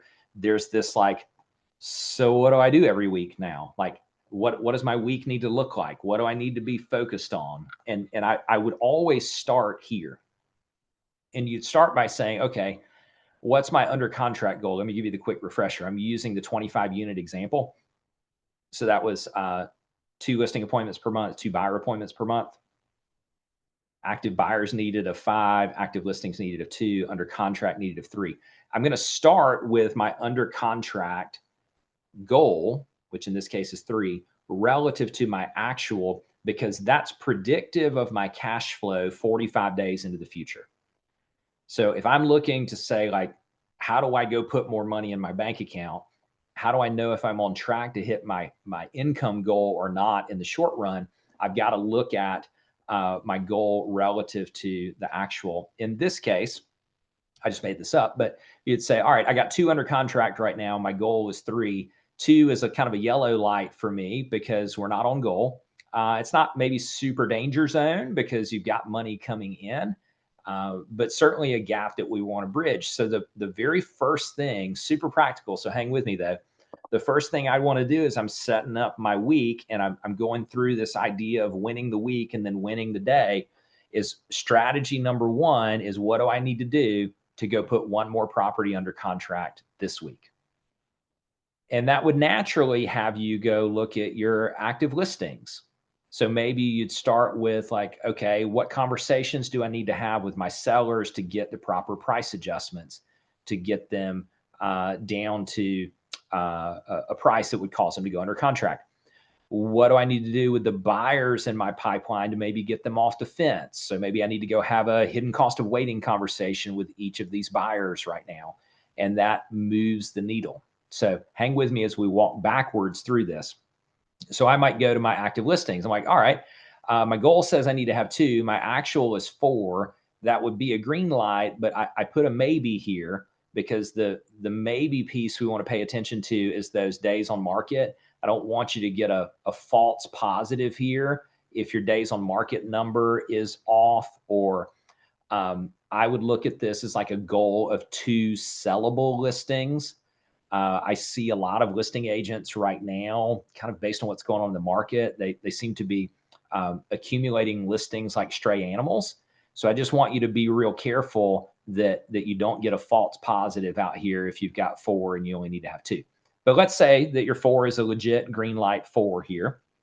So you'd go to active listing number 1 and you'd create what we would call miniaturized action plans. So you'd say, for the sellers at 123 Main Street, based on their motivation and their price and what we've seen in showings, what I've heard from buyers agents, blah, blah, blah, blah, blah. Here's specifically what I'm going to do this week that would cause 123 Main Street to go under contract. Then you'd go to the next listing, same thing. What do I need to do to get 100 Pine Ridge under contract? Here's what I'm going to do. So you end up, for each of these 4 listings, some kind of action plan that would increase the likelihood that they go under contract. So you go do the same for each of these buyers. Your goal is 3. I'm sorry, your goal is 5. You have 3. So we got a red light here. But I need to first go solve this under contract gap. So I'm going to create miniaturized action plans for each of these buyers. What conversations will I have? What can I do? And maybe you can't move the needle on some of them. Maybe you've done it all, in which case you got more to work on here. But you could also appreciate how, like, if I have a really good conversation with one of these buyers, one of these 3 goes under contract. Well, that plugs this gap, which is perfect in the short term. But I've created even more of a gap for myself on the buy side at now 2 actual compared to goal of 5. And that's obviously going to flow down into my weekly appointment goals here. The thing that, again, might seem a little basic, but I'll draw your attention to is your task on the sales side. Your task is to plug gaps as fast as possible. So let's stick with this example of, I need 5 active buyers. I have 3. I move one of these 3 up here. Now I have 2. My gap is 3 active buyers. My job is to plug that gap as fast as possible. One half of a buyer appointment per week is not going to plug that gap very fast. Two buyer appointments per month is not going to plug that gap fast enough, because at this rate, if I did two a month, it would take me a month and a half to close the gap from two to five buyers. So these numbers of your leading indicator appointment goal numbers, these mathematically are only true if you've got green lights in each of these three. If you've got yellow lights or red lights in these, then in these two areas of appointments per week, you've got to run like your butt's on fire until you close this gap. Then when you get to consistent goal numbers and you got three green lights, then you're motoring along with this focus on two listing appointments per month. And then we're going to pay attention to that on a weekly basis for these leading indicators. And we're going to reset that probably as frequently as quarterly, just to make sure that those variables that we talked about in the spreadsheet haven't changed in some way that our math breaks down for us.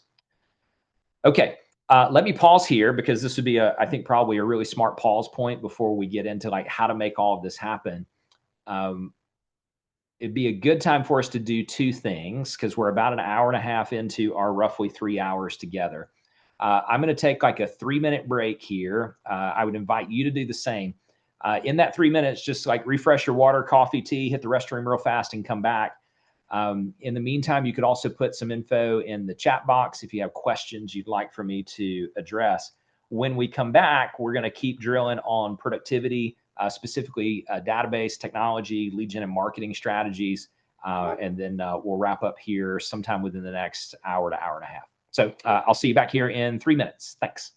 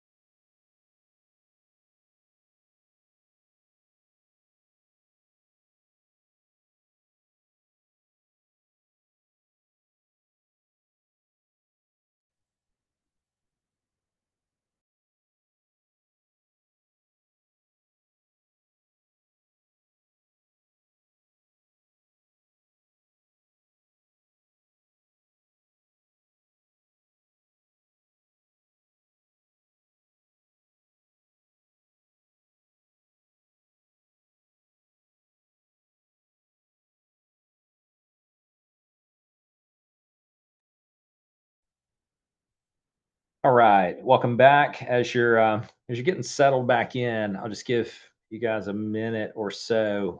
Would love to hear again some comments in the chat box here as you're getting settled back in for some of the things that have been most valuable for you so far.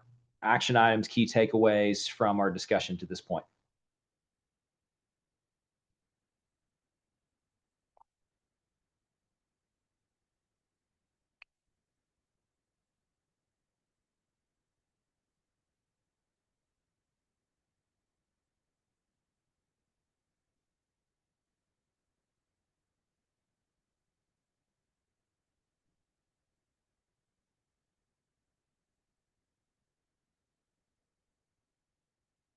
All right, while you're working on that, let's dive back in here. Make sure I get everything set.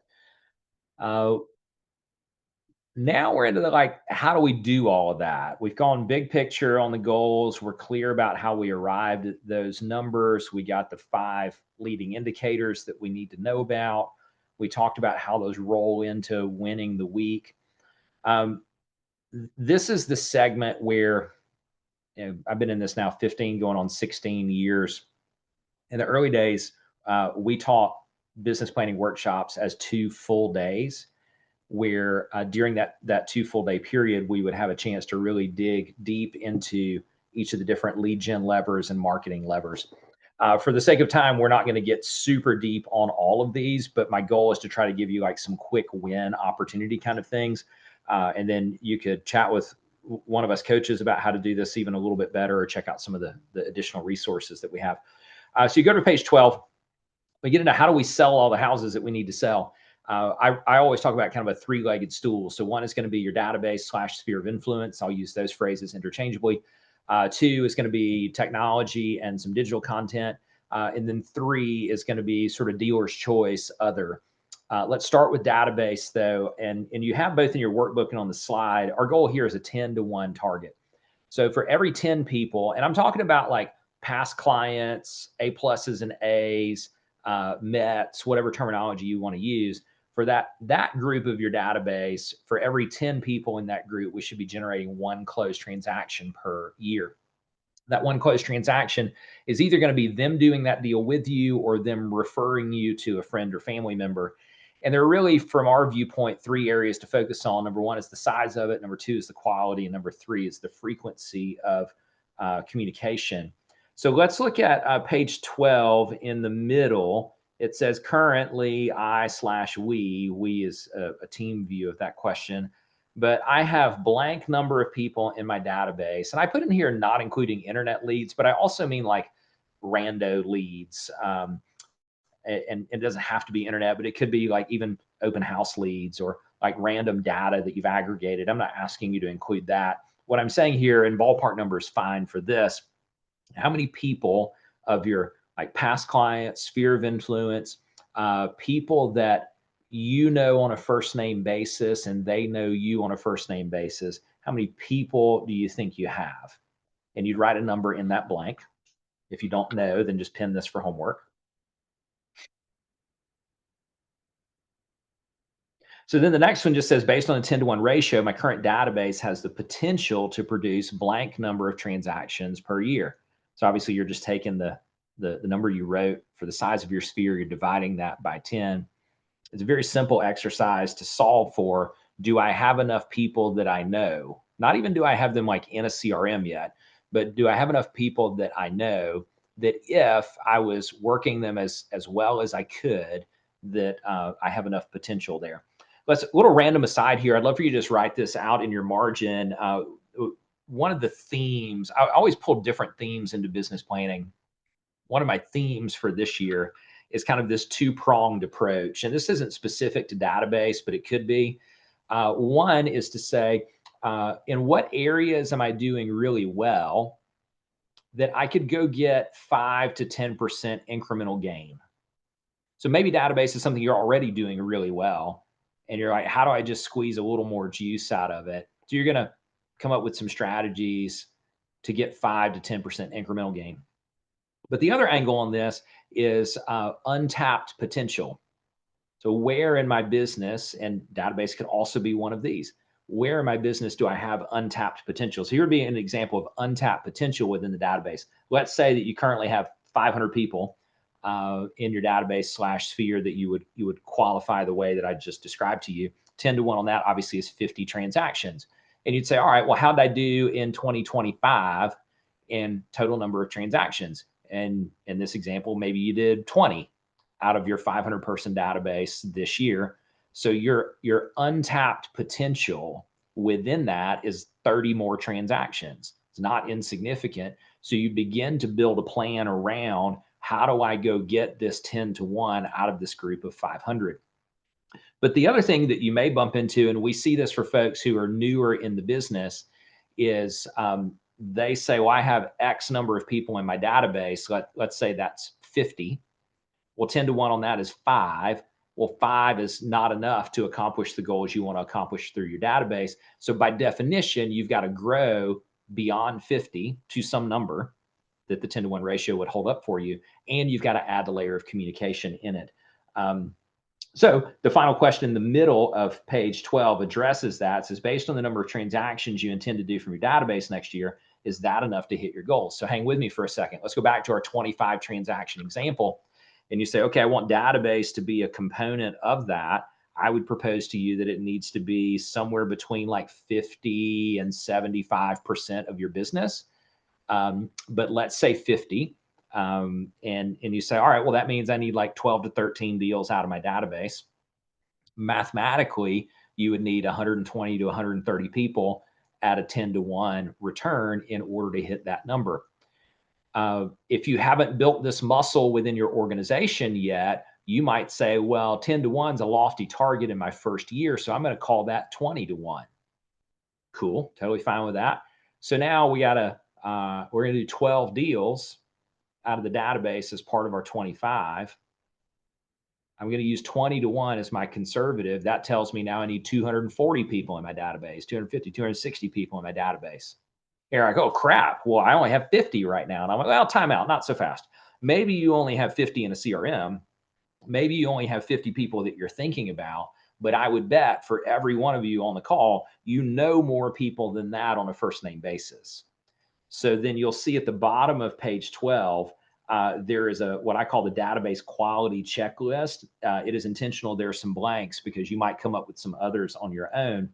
But now we're into like point number 1 is I have all of my contacts in one centralized database. And as fundamental as this sounds, the first place I see people, if they discover that they have a gap, is they're like, oh my gosh, that means I got to go like talk to strangers at Walmart. I'm like, no, time out. That's not what I'm saying. I mean, you can if you want to. I wouldn't advise it, but that's up to you. I think you'd just start with like a memory jogger type exercise. So you'd scroll through the contacts on your phone. You'd look through the contacts in your social media account. You'd look through the contacts in your email account, all the places where you already have people's names accumulated. And you're like, oh, wait a second. Yeah, that person, I haven't talked to them in a while, but we could probably pick up right where we left off. I had coffee with a friend this morning, and this is the first time we actually just randomly bumped into each other. Our kids used to play baseball together. Now he lives in a different area, and his son doesn't play baseball anymore, so we don't bump into each other very frequently. But we bumped into each other randomly at a coffee shop a couple of weeks ago, and we're like, hey, we should probably meet for coffee and catch up. I hadn't seen the guy in like 5 years, but we picked up right where we left off. There are plenty of people in your database who are like that, that I think could be added into this. So here would be your homework assignment related to solving the database size, quality, and frequency question. Is let's determine how many deals you want to do out of your database next year. Do you currently have the number of contacts needed to support that? If you do, great. Then the focus is on frequency of communication and the quality of it. If not, then we've got to come up with a really specific plan on how we're going to grow the size of the database over time. And the checklist begins to help you with that. All right.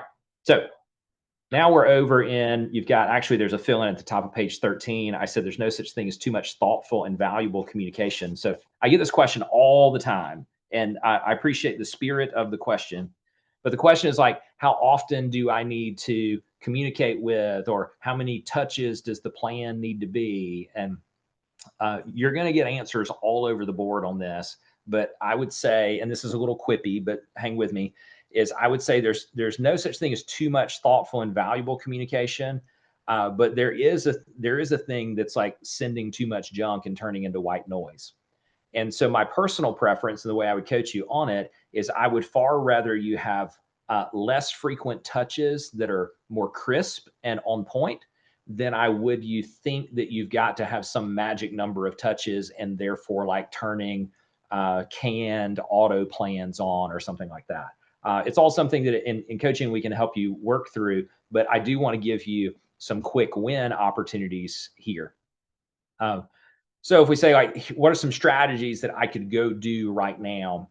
For the sake of time, I won't be able to get into all of these, but these are three that work really well that if you're trying to generate more business out of your database, we would say you absolutely should be doing. One, and I'll touch on this a little bit in the tech stack piece as well, but we're constantly communicating with people about what their home is worth, how much equity it's built, and the circumstances under which they would sell.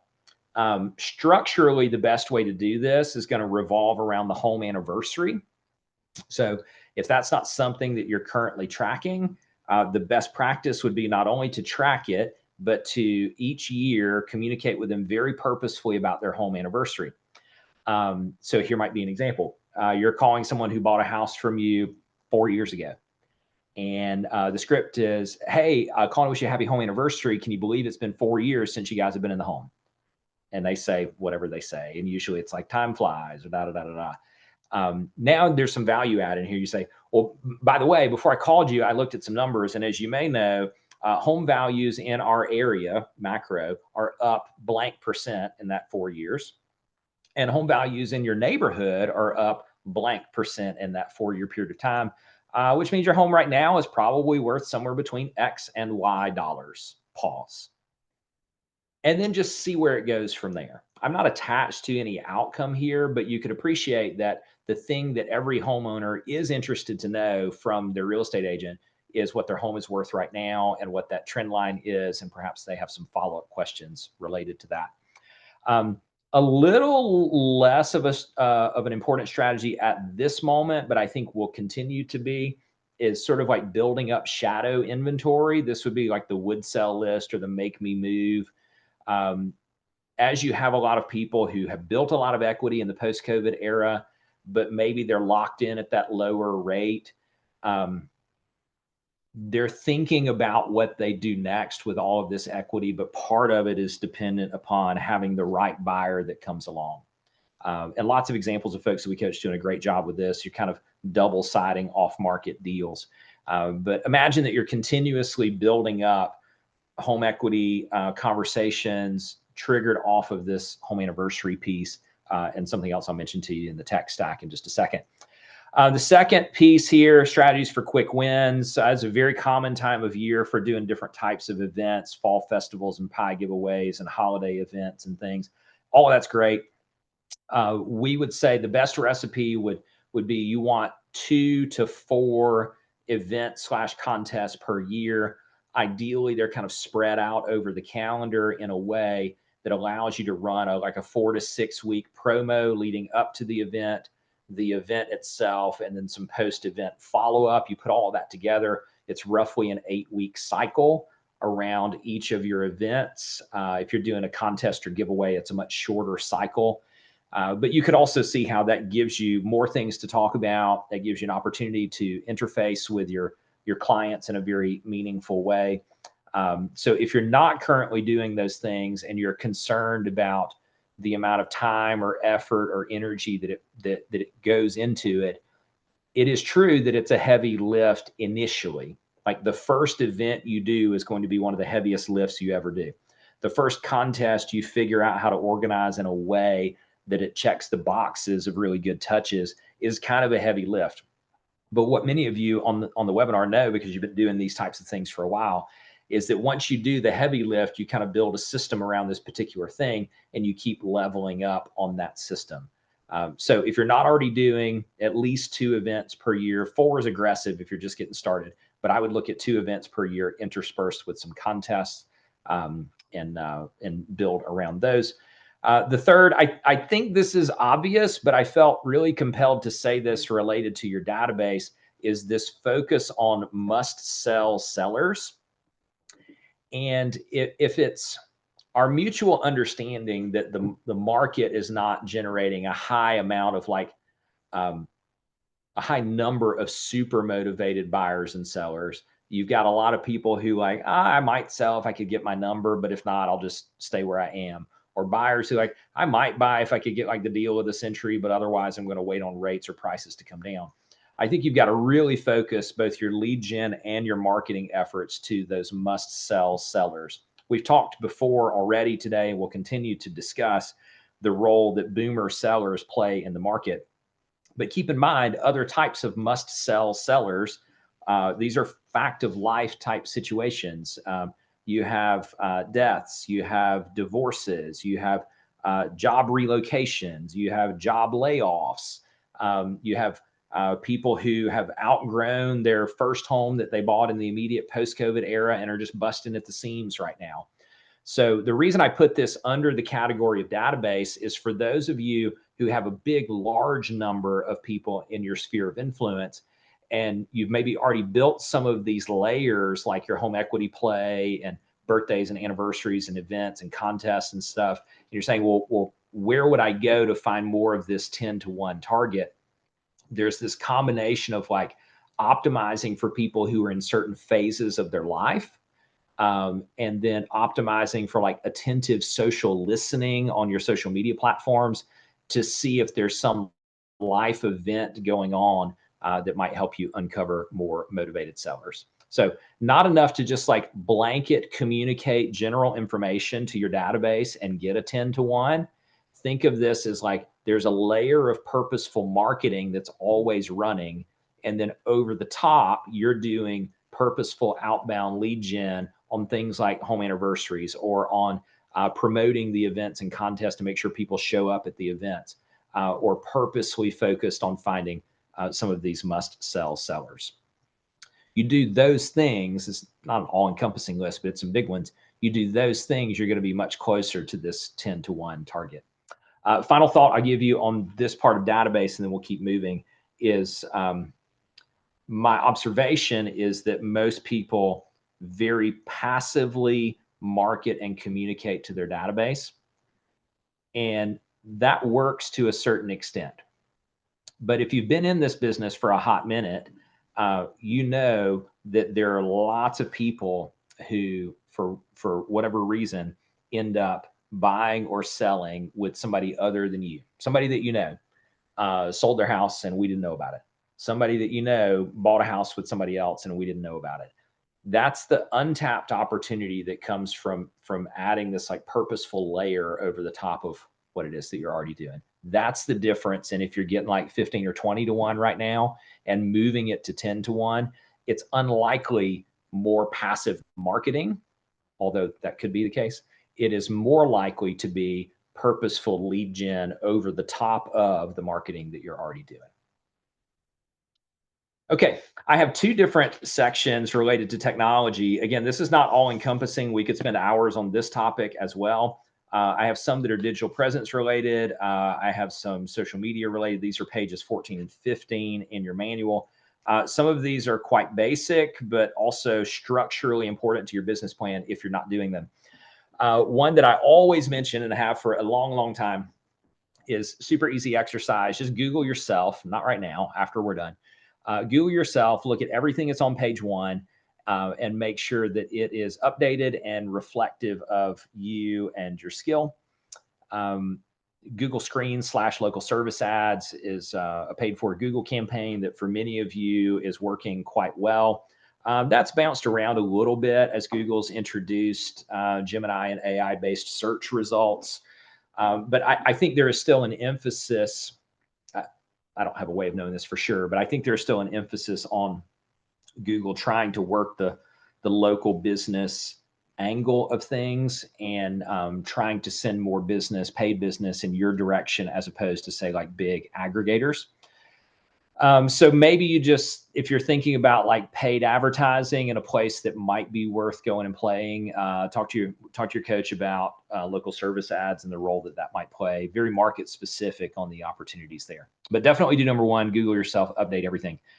Number two, really big focus on increasing your reviews slash recommendations. I think the two places you need to be playing, one I feel very strongly about, and that's Google and Google reviews. The other, we can have a philosophical debate about Zillow or not, and if you should be focusing on your reviews there, assuming that you're neutral to the slightly positive side of neutral about Zillow. And we're not talking about paid advertising here. We're just talking about reviews. It is true that the consumer places a lot of trust in that brand. And as you've probably seen, they've now integrated their search into OpenAI's ChatGPT. So for now, there's two pieces I want for you to take away from this, please. Is there is seemingly a little bit of a shortcut in AI-based long tail search discussions. So somebody goes to ChatGPT as an example, and they say conversational based search would be something like, I just inherited my parents' house in whereversville, USA, and I'm looking for a top real estate agent who can not only help me sell the house, but also deal with all the crap that they left behind in the house that I don't have any use for, and get me top dollar for it in less than 6 months. And as you know, more and more search is going in that conversational type direction. The shortcut here is the Google reviews that you're getting, rather than having your past clients say, we loved working with Jane Doe because she's an awesome agent. We think John Doe is a great guy and he's a good negotiator, or whatever kind of generic stuff. The more you can encourage your people to give you reviews that are very keyword specific, that you think might show up in more conversational search that lives in AI, the better that will be. So here, this is sort of like a dual opportunity. One would be just increasing these, because you know that people Googling you or looking at these things, kind of the same way, if you're anything like me, you buy stuff on Amazon, you know what you're looking for, but you're also going to go look at reviews before making a decision. Same here. Then the third, which I touched on in the database section, but this is really important from a tech stack piece, is having a plugin with some home valuation tool. We're big fans of HomeBot. A number of our clients also run on the Fellow platform, something similar to that. Some of your websites have home valuation tools built into them. It doesn't really matter to me, for purposes of this discussion, which one you're using, as much as it is, it's important that you're committed to it, and you're working to get this overlap between your database and some of your other components of your tech stack, which I'm going to talk about in just a second. So this is more about just increasing your digital presence and increasing your awareness using some technology. I put here 50-to-1 target. Let me just explain briefly on this. This is more like a target I'd like for you to optimize for if you're doing any sort of meaningful internet lead gen. Somewhere in that like 1 to 3% on paid leads or paid traffic who have no awareness of you whatsoever. You're just some random agent that they clicked a button on. When you're using something like HomeBot connected to your database, you're going to see a much higher number than that. Those of you who are doing more social media content or YouTube content that are doing it well, you're going to see higher than a 50-to-1 target there. But this would be like a minimally acceptable target for internet lead gen. Let's go over to page 15. I know we're motoring through some of this stuff, so thanks for hanging with me. I call this 3 social media opportunities. You're looking at increasing your lead quantity and your lead quality. Number one for me, and this is not new, I would just call this more refined. Many of you are doing video, and what you've seen in the industry over the past couple of years is this continued flight to quality in production and messaging. So I'm going to give you a few pieces here. Hang with me in the nerd out moments. The first is, I think it's really important that our messaging cuts through the noise in some way that's authentic to you.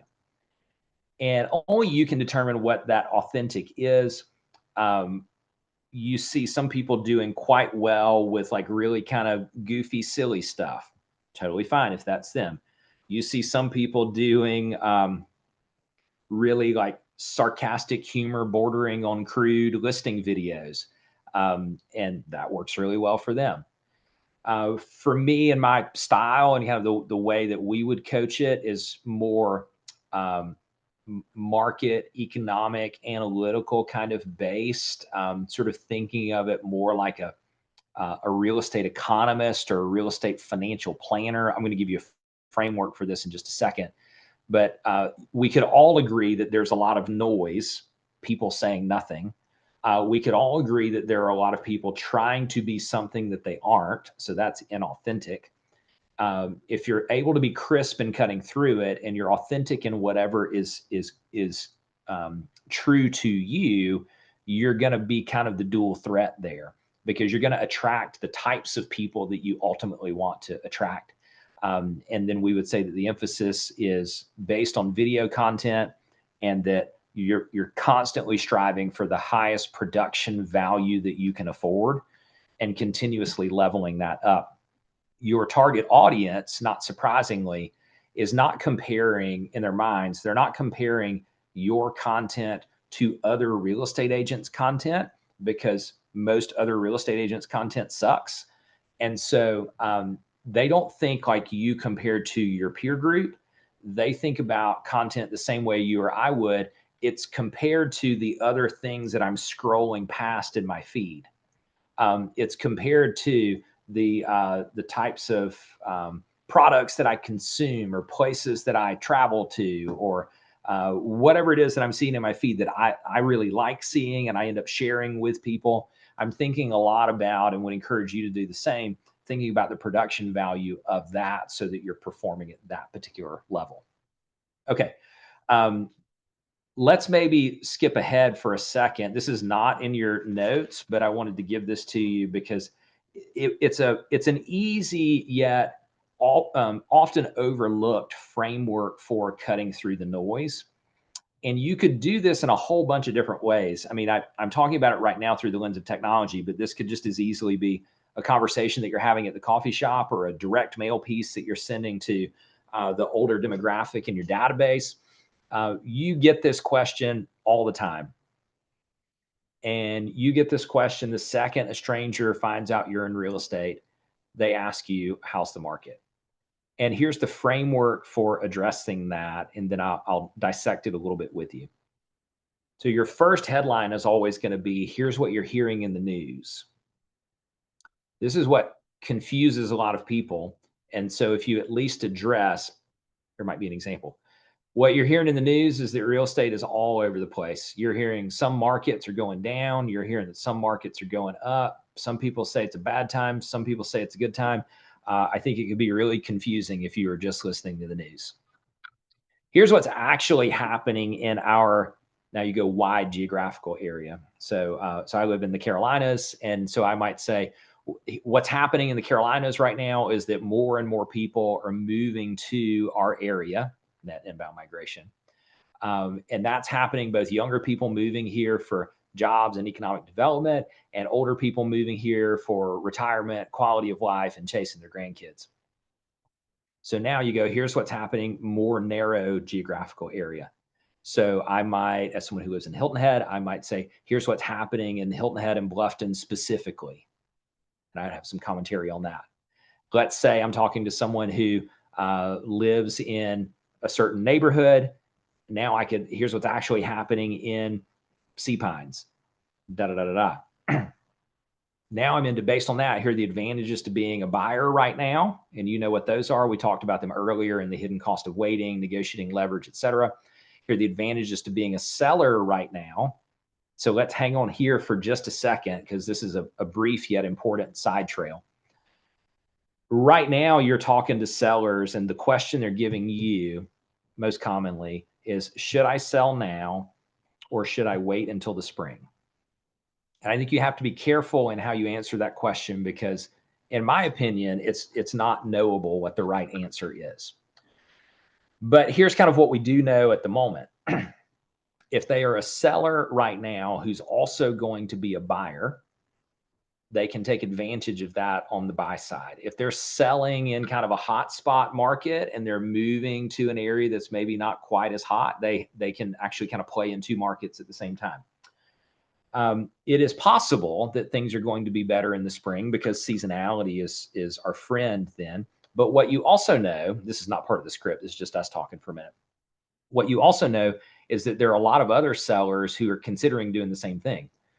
So you have this like 4.5 months of inventory nationwide right now with some sellers who are holding out, but you have buyers not really participating in the market, even though they should with rates at 6. So what you would need in order for a seller to be in a much better position in the spring is you would need more buyers coming into the market, which we could argue could happen from seasonality, but it's likely not to happen from a dramatic decrease in rates. But you would also need that to coincide with inventory not going up.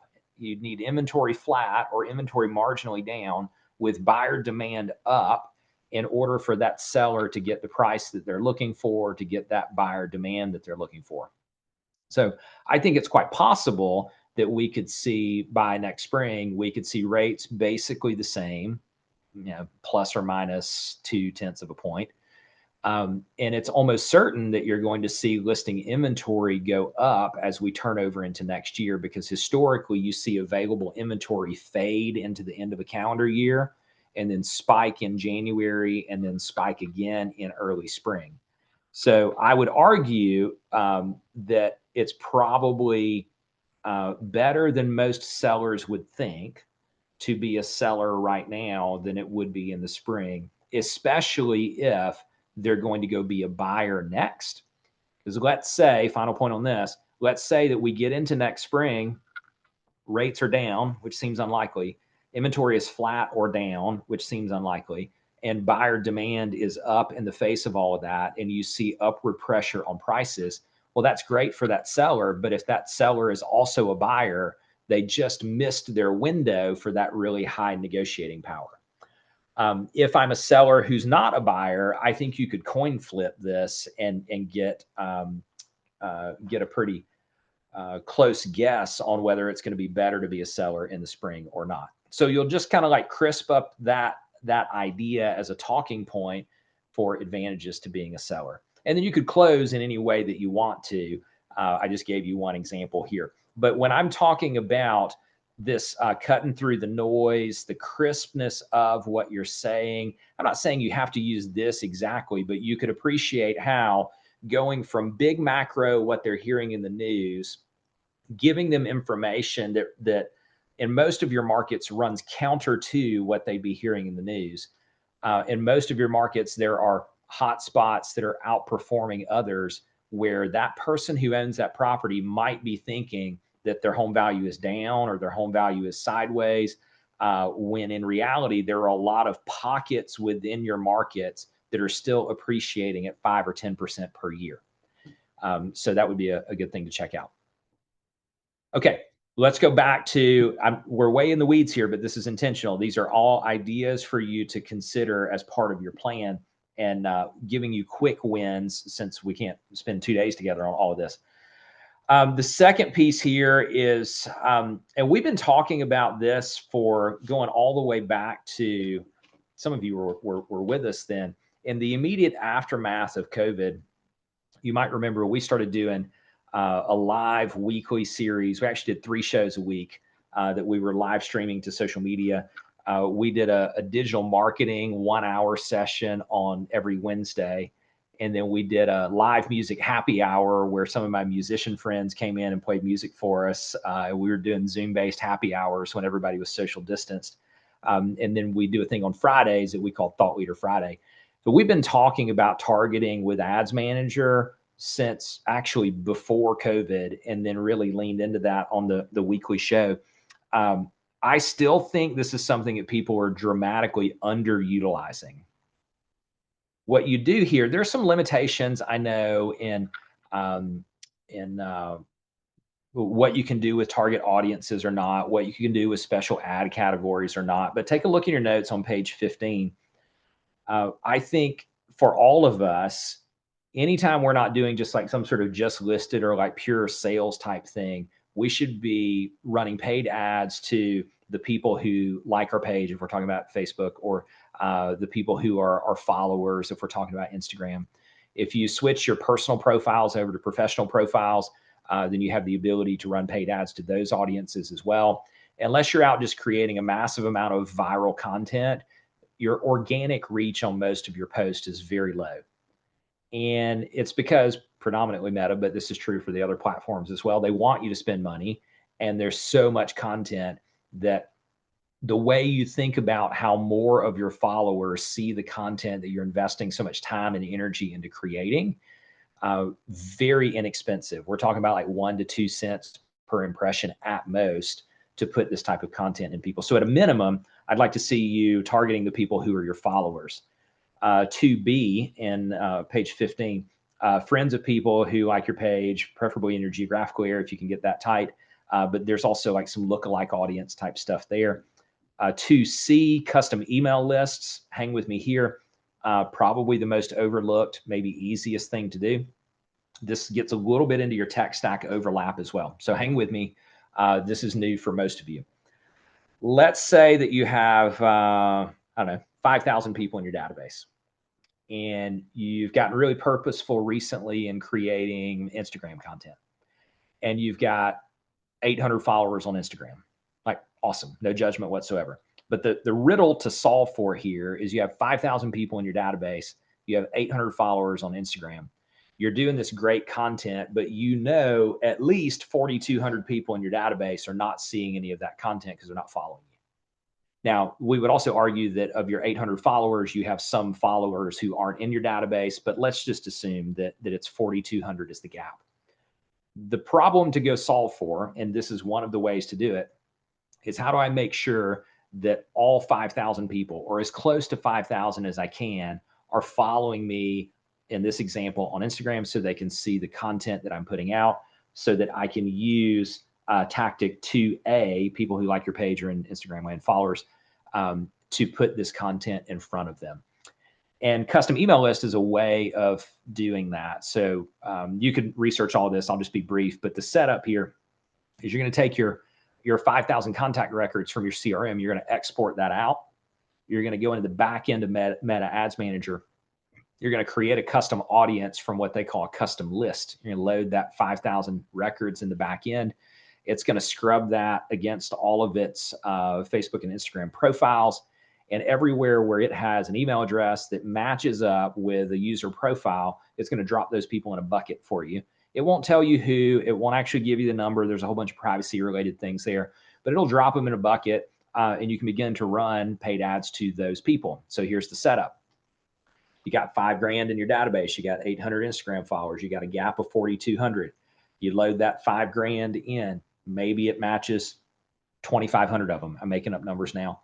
But those 2,500 now at 1 cent per impression, you're serving up your Instagram content to those people, particularly if you're doing more like content like this or lifestyle content. You're not going to be able to run just listeds to these people because you can't run special ad category stuff to custom lists, at least not for real estate.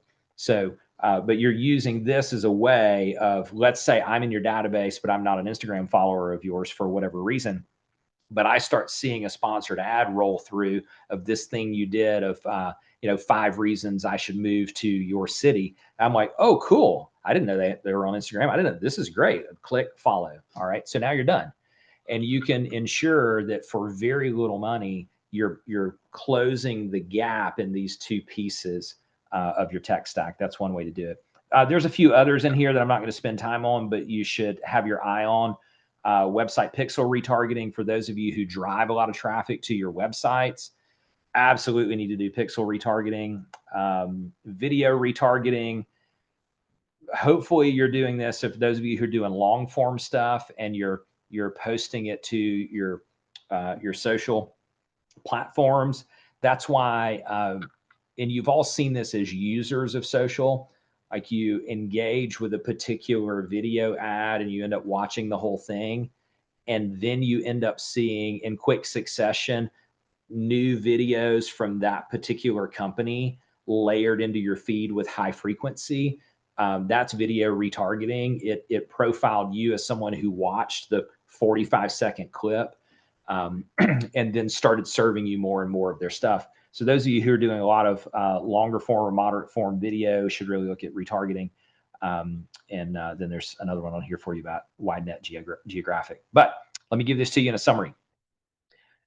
Minimum, you're doing 2A, people who like your page, that's a Facebook term, or your followers. Very, very inexpensive to make sure the stuff you're putting out is being seen by people.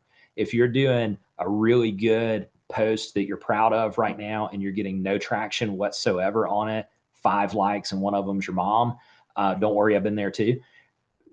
That's probably not an indication that your content is junk, because you'll know if it is or it isn't. It is probably just purely like your organic reach numbers are low and you can pay your way around that for very little money.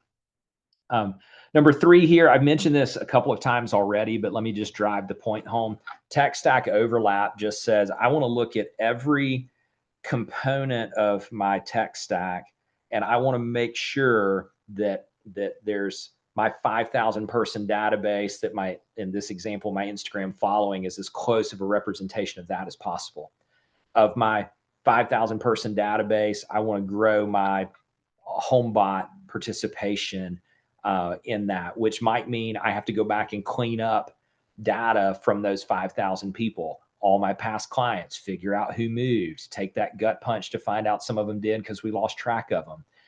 For those of you who run larger organizations, you could spend a year just cleaning up the stuff that you could look at 12 months from now and say, hey, I feel really good about my Instagram followers as a representation of my database, or my YouTube subscribers as a reflection of my database, or my HomeBot accounts as a reflection of, or my email newsletter open rate as a percentage of. So all of us have these things that are usually like little bolt-on programs that all kind of have their own contacts or followers, or whatever phrase you want to use.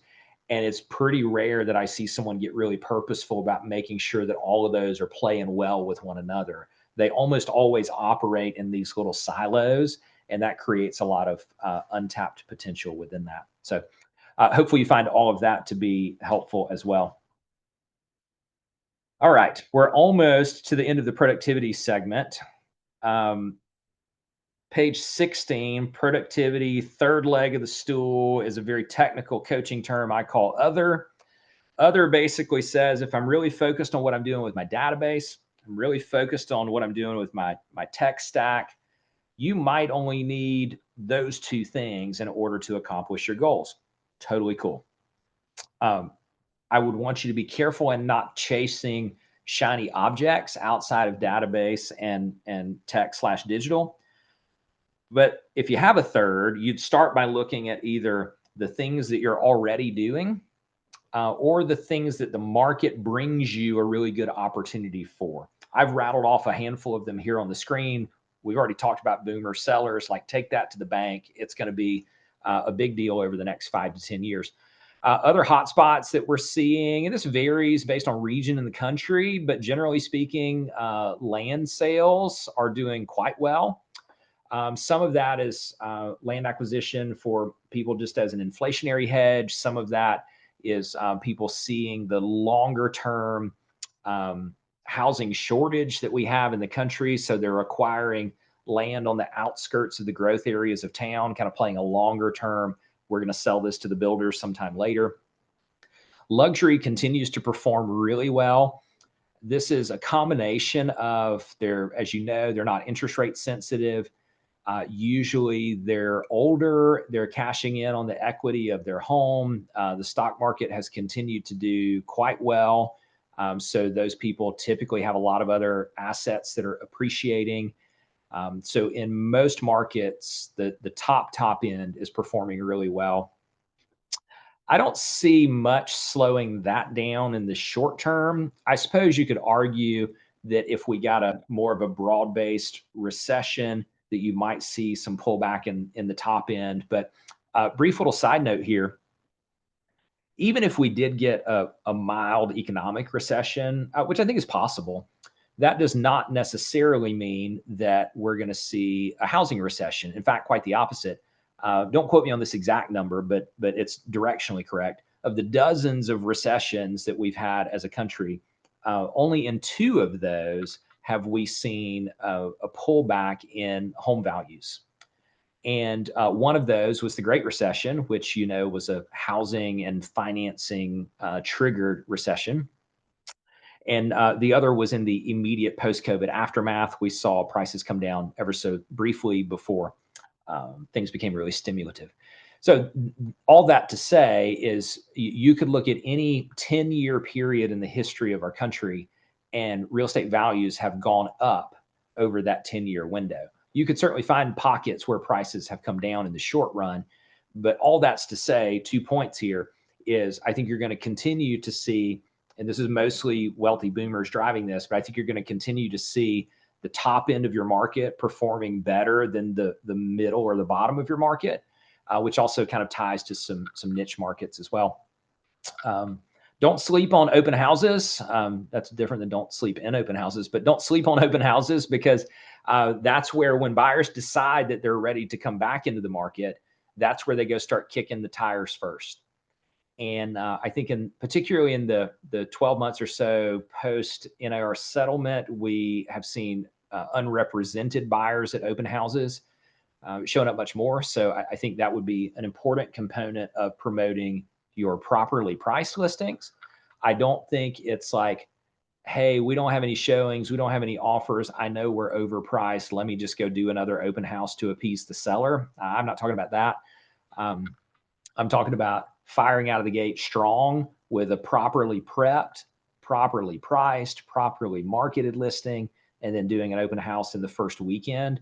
You're going to drive buyer traffic to those. The final that I put on here for you is what I call the old timer investor. So let's play like the boomer seller angle of this. Here's the stereotypical setup, and this could be a rental portfolio, or it could be land, but I'll be a little creative liberty here for effect. Grandpa's 80 years old. He's owned the farm his whole life, or this portfolio of rental houses his whole life, and he and grandma have worked hard to build that, but they are ready to put a bunch of cash under their mattress and go on 4 cruises a year and maybe occasionally see their grandkids. And their adult children don't have any interest in the farm or their portfolio, and they think now's a good time to ring the cash register. And for that person in that phase of life, they're probably right. And you have those types of owners, investors within your database, or one degree of separation from you in the database. But the other side of that is also true, is you have comparatively younger buyers who see those as opportunities, both the land piece that we talked about, inflation hedge, and potential selling for new construction. And then there's a lot of long-term demand for rental properties that if you can find the old timer investor who's, I'm going to make up numbers now, they're selling 20 doors in one swipe, that might be an opportunity for your investor buyer to get a discount on that by buying the whole portfolio at once. So maybe if your investor buyer was buying 1 unit at a time, she or he probably couldn't get much of a discount on that. But in a package deal, maybe you get 10% off from grandpa because he's fine and he owns them all free and clear. So I think that's a cool opportunity for you as well. All right, we've covered a ton in this section. That was kind of the bulk of the section, but I want to give you a couple of minutes. We're going to slow down. This is the bottom of page 16.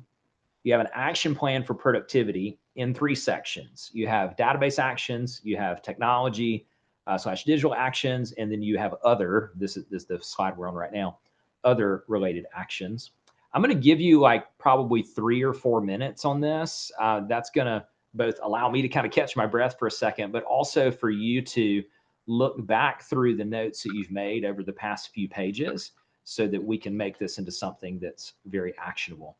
So I'll give you 3 minutes here, and then I'll come back with you, and then we'll hit this home stretch over the next 30 minutes or so.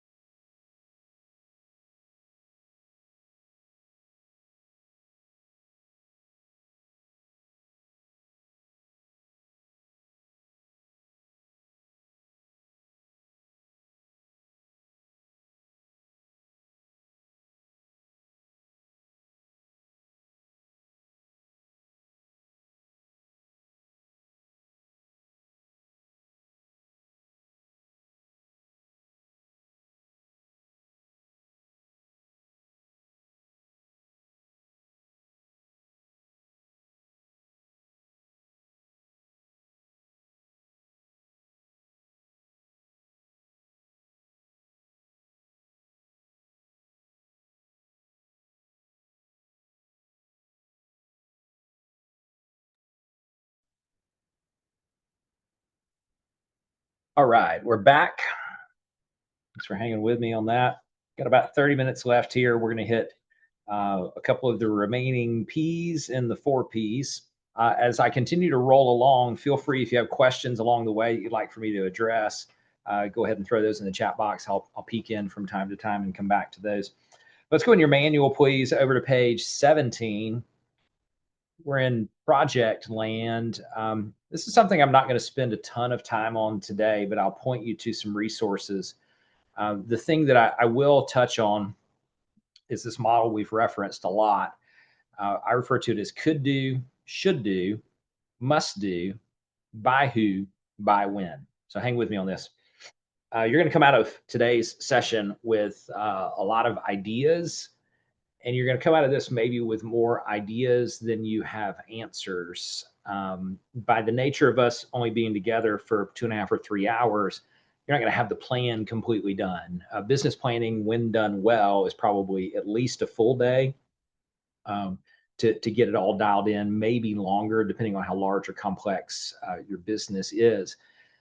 But everything starts with like anything's possible, almost like spaghetti at the wall. Here are all of the things that we could do. And that could be just you thinking of ideas. That could be you and your coach. That could be you and your team. Doesn't matter to me. But you start with all those could do's. But inevitably, you'll find that you don't have the time, the energy, the bandwidth, the money to do all of the could do's. So you got to narrow that somehow. That'll get you to your should do list. I often recommend you just use the 80/20 principle. You take of your could do list, you take your top 20% best ideas, that moves over to your should do. You leave the other 80% on the board or on a shelf. But now you look at your should do list and you're like, well, I don't really have the time, bandwidth, energy, or money to do all of those should do's either. So I've got to narrow that further. I'm going to narrow that down to the must do list. The way you'd find your way to the must do list is you could again play 80/20. So you take your 20% best ideas from your should do list, those become your must do's. Or you might look at it and say, it's a must do because if I don't do it, I miss out on a big opportunity that the market is bringing me. So here would be an example. I think if you don't have a boomer strategy as a cornerstone of your business for the next 5 to 10 years, you're missing one of maybe the biggest, but certainly one of the biggest opportunities that the market is going to bring you. If you choose not to, that's okay, but this would be the way that you would arrive at a must-do strategy.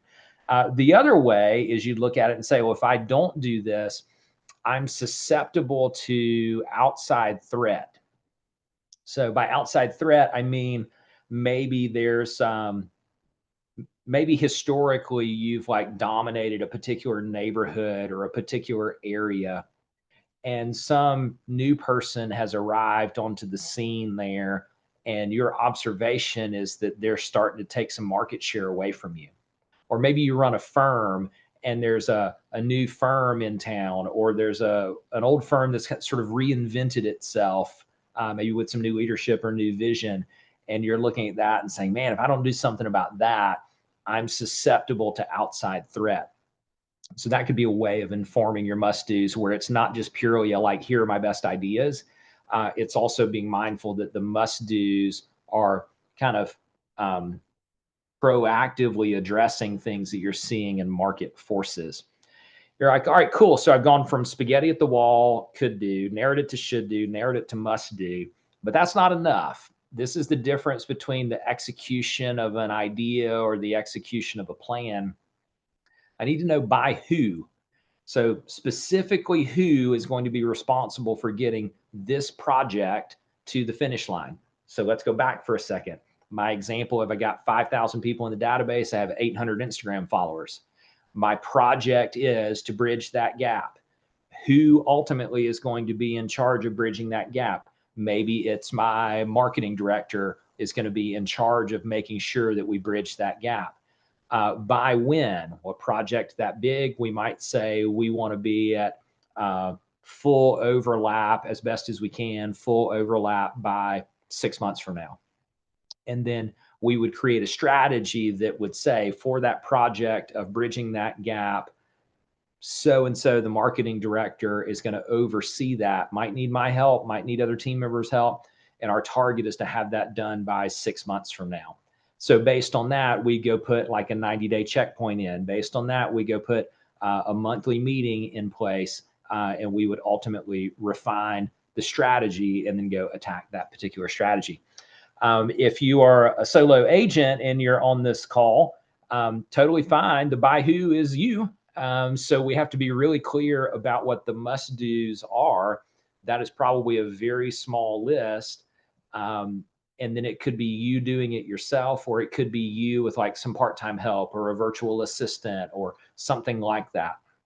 But you're looking at this sort of in a like a quarterly basis. You might have 3 to 5 projects that are going on in any particular quarter that ultimately are connected to all of the things that we've covered so far.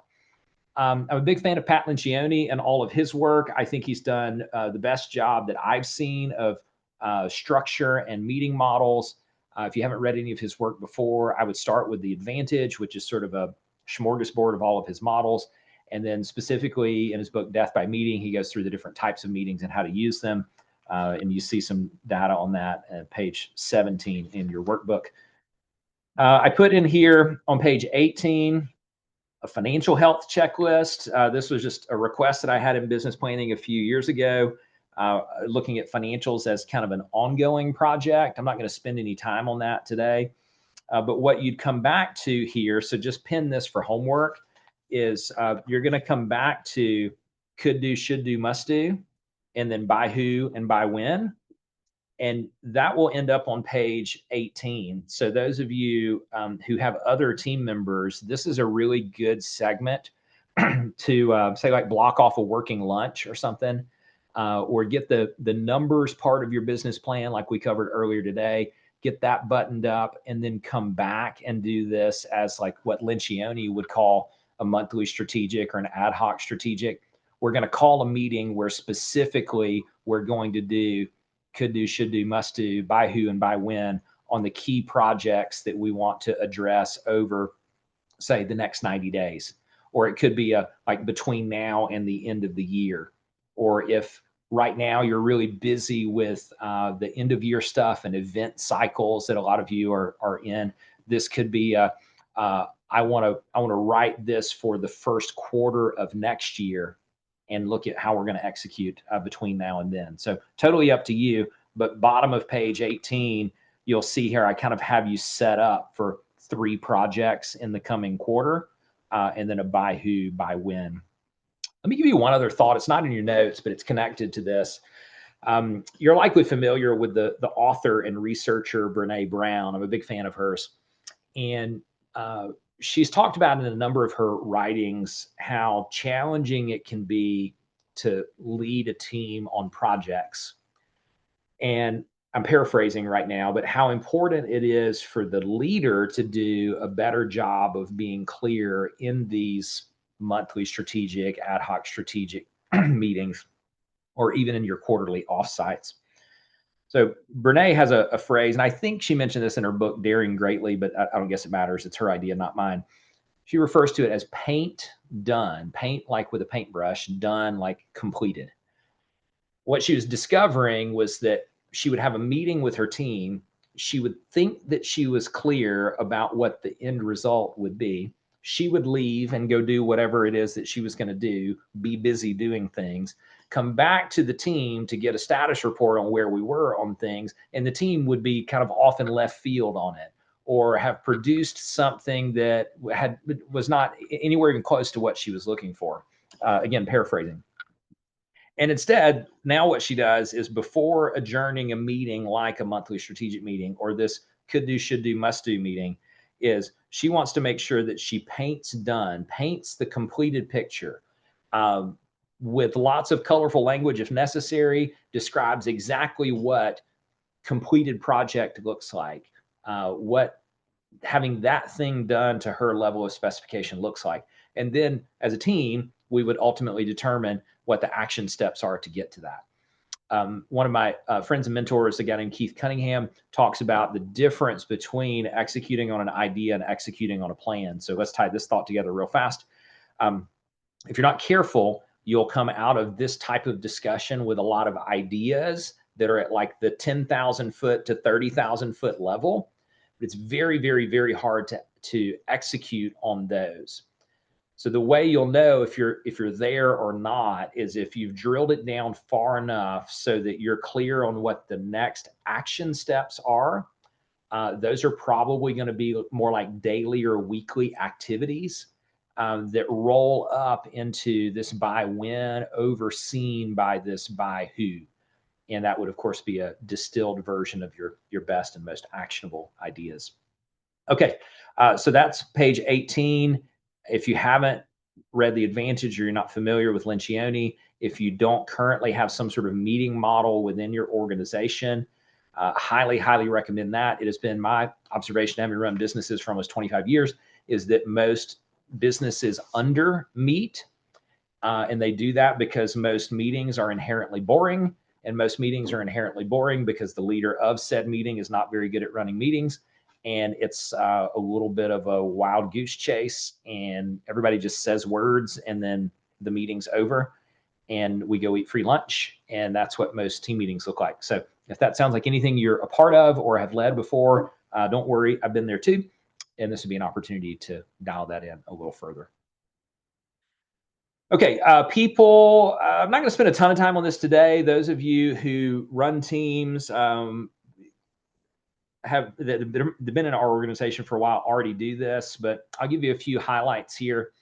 This is organizational chart related. You're going to need approximately one team member for every 25 transactions that you want to do.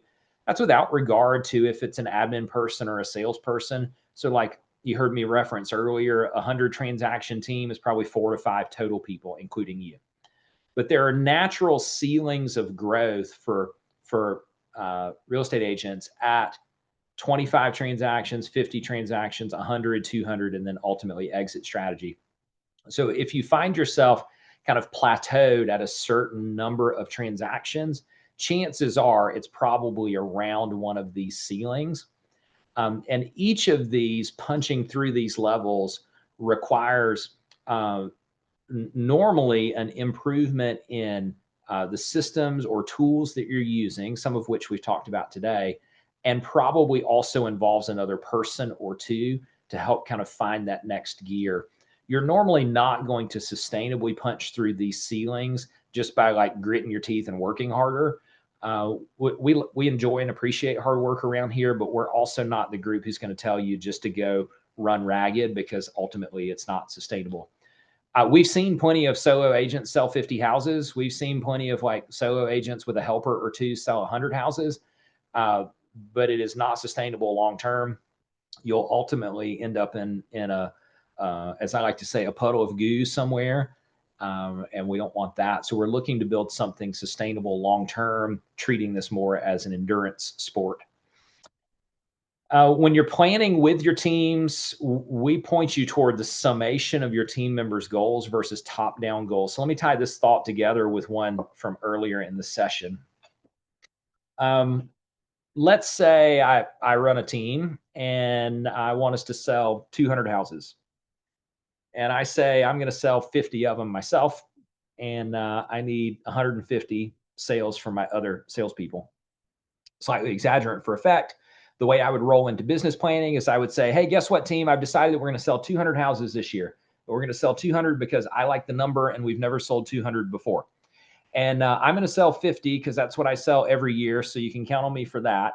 And the rest of you have to sell 150 in order for us to hit this goal. And since there are 5 of you, your goals are all 30 each. So every salesperson on the team is going to sell at least 30. Thank you for coming to business planning.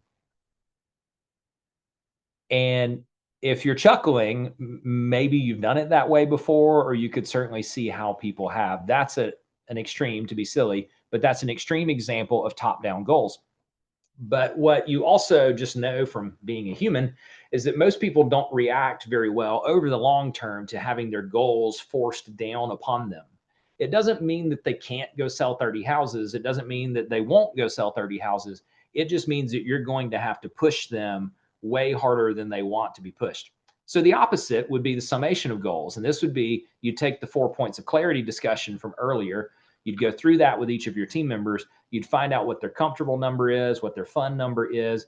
You'd correlate that to how many transactions they would need to sell or do in your environment to make their net dollars end up that way. And you might discover, okay, I want to sell 200 houses for whatever reason, assuming I was arbitrary about it. And I'm going to sell 50. I need 150 out of the rest of the sales team. But I add up all of their numbers and their comfortable level. If I add up everybody's comfortable level of production, that only gets me to 100 units. And if I add up their fund numbers, then that gets me to 130 units out of them. I'm going to plan on conservatively on 100 or less from that group of individuals, which means I've got to recruit into that gap. I've got to go recruit 50 or 60 additional transactions into my organization, assuming I can support that kind of growth. And at the same time, I'm going to coach, train, and hold accountable the people on my team to somewhere between their comfortable and fun number. So if I get both, if everybody performs at the fun level and I've recruited into the gap, by definition, I hit my goals as a result of everybody else on the team hitting their goals. So if you run a brokerage firm or you run a team of any kind, really, the place where you're going to start as the owner of the business is you're going to start with your owner profit goal. You're going to work that backwards, and the goals worksheet will help you do this too. You work that backwards through your profit margin to get to the number of transactions. But before you show up at next week's team meeting announcing that your goal is to sell 200 houses, I would invite you to just sit that in the parking lot for a second and go through one-on-ones with each of your team members for the 4 points of clarity, and then see if you have a gap between those two things or not. If you don't have a gap between those two things, then great. We don't need any more salespeople. We need to make sure the salespeople that we have perform at their goal level or above. Or we look at that and say, we don't have enough people, in which case we've got to go recruit. There's some things in here that we'll move through, to skip over for the sake of time. Hiring and this process of 10-5-3-1. I have in here for you on page 20, hiring checklist. This is not a comprehensive one, but these are all questions that you would consider in order as you're thinking about the next person that you want to add to your team. This is something we can help a lot with. You would then kind of sit with this summation of goals versus top-down goals discussion. You'd consider for homework what your future organizational chart would need to be. And then that would get you to page 20 to say, who are my next hires? It may not necessarily be a salesperson goal. You might have enough salespeople, but you might not have enough admin support to close some of these gaps that we talked about in database or marketing. So you've got the opportunity to incrementally improve by adding a person, or to realize some of that untapped potential by adding a person. So that gets us all the way here, very close to the finish line. I'm talking about personal last, but we really should talk about personal first. But what I find is that when you lead off a business planning session talking about personal, it's hard to keep people here. So I'm bringing it to you last. Those of you who've been around me for a while know my thoughts on this, but for those of you who are new to us, my experience has been that everybody wants to talk about number 6 and 7 and how to create a plan and some degree of purpose for number 6 and 7. My experience has also been that very rarely are people very purposeful about numbers 1 through 5. So I'm going to give you an outline of an exercise that I'd like for you to really focus on. I refer to this as a framework for the fulfilled entrepreneur. Those of you who were with us at the coaching and leadership workshop we did earlier this year, I sort of shared with you this project that I'm just beginning to work on.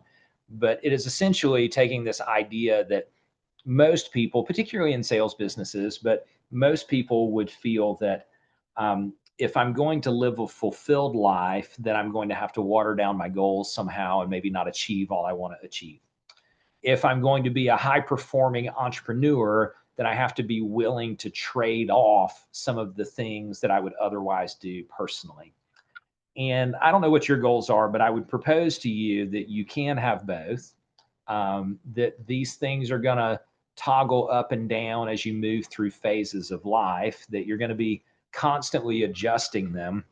But if you have a framework through which you're looking at your entire life holistically, if we want to be a little bit buzzwordy about this, and you're working through these first 5, and then you're backfilling with numbers 6 and 7 as a way of funding these first 5. This is not necessarily an original idea as much as it is a culmination of ideas from a lot of friends, mentors, coaches, authors that I've been connected with. But here's what you do. This is the homework assignment. We're going to wrap up here in about 5 minutes.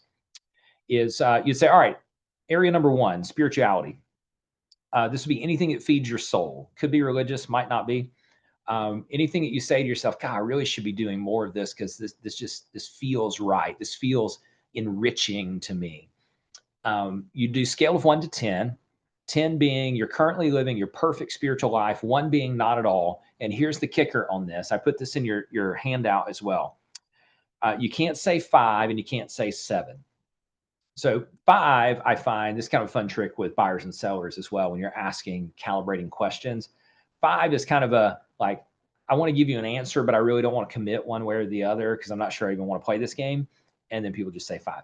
And then 7 is like the positive version of neutral, where you know you're doing better than neutral, but you maybe either don't want to think about it or it's just an easy answer. But you can appreciate that there is a distinct difference between a 6 and an 8. There's a distinct difference between a 4 and a 6. So you're going to give yourself scale of 1 to 10, can't be 5, can't be 7. And then you'd say, okay, let's say you gave yourself a 6 in spirituality. There are a number of things that you're currently doing that caused you to say that you're a 6, not a 1. So you give yourself some credit for that. I'm doing this, I'm doing that, I'm doing this, I'm doing that. And now you'd say, all right, since we're talking about business planning for 2026, I want to go from a 6 in spirituality to an 8 in spirituality. This is not necessarily chasing down 10s and everything, although you could. This would be more like incremental improvement. And then you'd say, all right, here are a few things I know I need to do to move from a 6 to an 8. And you'd start with like chunks of time. So maybe you're going to go on a yoga retreat, or maybe you're going to um, volunteer for vacation Bible school, or go on a mission trip, or something like that. So you'd have these chunks of time that you'd be doing, and then you'd have weekly activities that you'd be doing. And now you'd go through all of 1 through 5 here. You'd go to number 2, mindset/mental fitness, scale of 1 to 10. 10 is perfect. 1 is garbage. Can't be 5. Can't be 7. How am I doing? What am I doing that caused me not to say 1? What are the things that I need to add to that stack? What happens in chunks of time? What happens weekly? Be specific. Same thing for 3. Same thing for 4. When you get to number 3, body and physical fitness, obviously there's an exercise component of this, but sleep quality, nutrition, hydration, stress management, lots of components of that. Number 4, you for you. I say there's a healthy, selfish element to this. You're refilling your own battery life first, so that you have more energy to give to others. And then number 5, your most important, your key relationships. Here's where you'd end up with this, and I'm going to tie all these things together for us right now. You'd say, to move from a 6 to an 8 spiritually, here's what I got to add in on top of what I'm already doing. To move from a 8 to a 9 in mindset and mental fitness, here's what I got to do. To move from a 4 to an 8 in physical fitness, here's what I got to do. And you're taking your blank calendar of 2026, you're laying all of these numbers 1 through 5, you're laying all that on the calendar first. And if you've not done this before, you're probably thinking right now, there's no way I would have time to do this. And I will tell you, as someone who has strived to live this way for at least the past decade, who has taught this thousands of times, when you actually do the math, you're going to discover that you have way more time than you think. But you'll go through numbers 1 through 5, and you'll put all of those things on the calendar. You'll put your chunks of time, which is why your business plan is built on a 10-month calendar, a 44-week year. You could toggle that differently if you want to. And you're like, okay, my typical week when I'm home is going to look like this. Here's what I'm doing in category 1, 2, 3, 4, and 5. Here's what I'm left with. All right, now my business plan says in order to net the money I want to net, I got to sell this many houses. I got to sell this many houses by hitting these 5 key numbers per week. I'm going to hit these 5 key numbers per week by focusing on these components of my database, these components of my tech and digital stack, these components of whatever other strategies are working for me right now.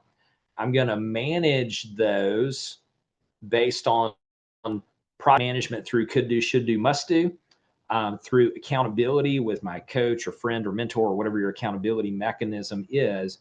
And then as that money is flowing into me in net dollars, I'm going to incorporate proper tax and financial planning, hopefully aided by a financial advisor and a good quality CPA. And this will be more about my asset protection. So the puzzle you're trying to solve for here is not just how do I go sell a certain number of houses next year, or how do I keep as much money as possible. The puzzle you're actually trying to solve for here is, what do I want that gives me the most fulfilled life? How much time does it take me to go run that play each week? And then how do I go pay for it in the most efficient way that I can? Um, it's not lost on me that you're not going to answer all those questions in the just a smidge under 3 hours that we've been together. But my goal coming out of this was that you understood, at least from my perspective, you understood the full framework of what we're trying to accomplish. And then you had some meaningful pieces that you can go implement immediately to begin to solve for this. I've given you quite a bit of homework that you'll come back to. So here's how you'd use the one-page action plan on page 22. Some of it you've already filled in other parts of your workbook, but in some of this, I just put little pins like, hey, go back and look at this project related thing. Hey, go back and look at this thing. Hey, go play with the goals worksheet that I'm going to send you later today. Ultimately, you'd do those things and come back here and you'd say, all right, if there's a small short list of things I could do related to the freedom of choice moment, what would I do there? All right. So you got a couple action items based on the market conditions discussion. What can I go implement there? Productivity, projects, people, personal, et cetera. So where you'd ultimately land from this 3 hours plus the homework that you're going to do is you'd end up with probably like 2 to 3 action points for each of these, maybe a little bit more if you do personal the way that I've described it. And then that serves for the like, what do I do next? How do I go accomplish this thing for 2026? The final thought that I'll give you on this is that if you do nothing with this after today, you'll be marginally better than you were 3 hours ago. But we've all been guilty of this before. We come to something that really makes us think about things in a new or different way, gets us really excited about what we could do for next year. And then you end up with just some handwritten notes on a manual that ends up on your bookshelf. So, a couple of things. Please, please, please dig back into this with some of the homework that we've pinned. Look for an email from me later today with some of the resources that I've described. Those of you who coach with us, please incorporate this into conversations with your coaches. I know the coaches will do the same. I'm going to hang around for a few minutes here before we wrap up. If anybody has any specific questions they'd like for me to address, feel free to go ahead and put those in the chat box. Otherwise, I appreciate your time and your attention. And let's go make 2026 your best year yet.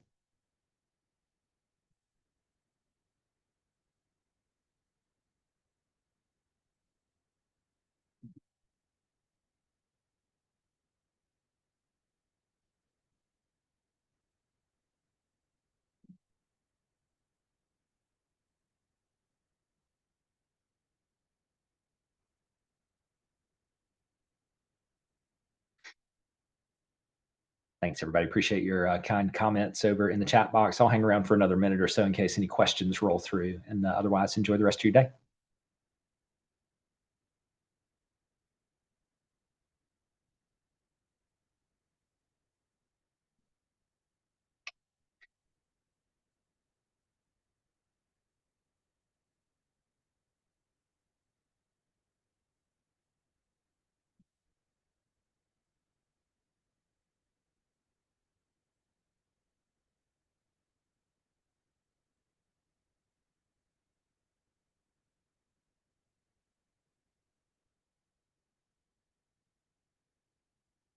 Beth, yes, I do. I'll reach out to you after the webinar here. We'll chat about it. Thanks.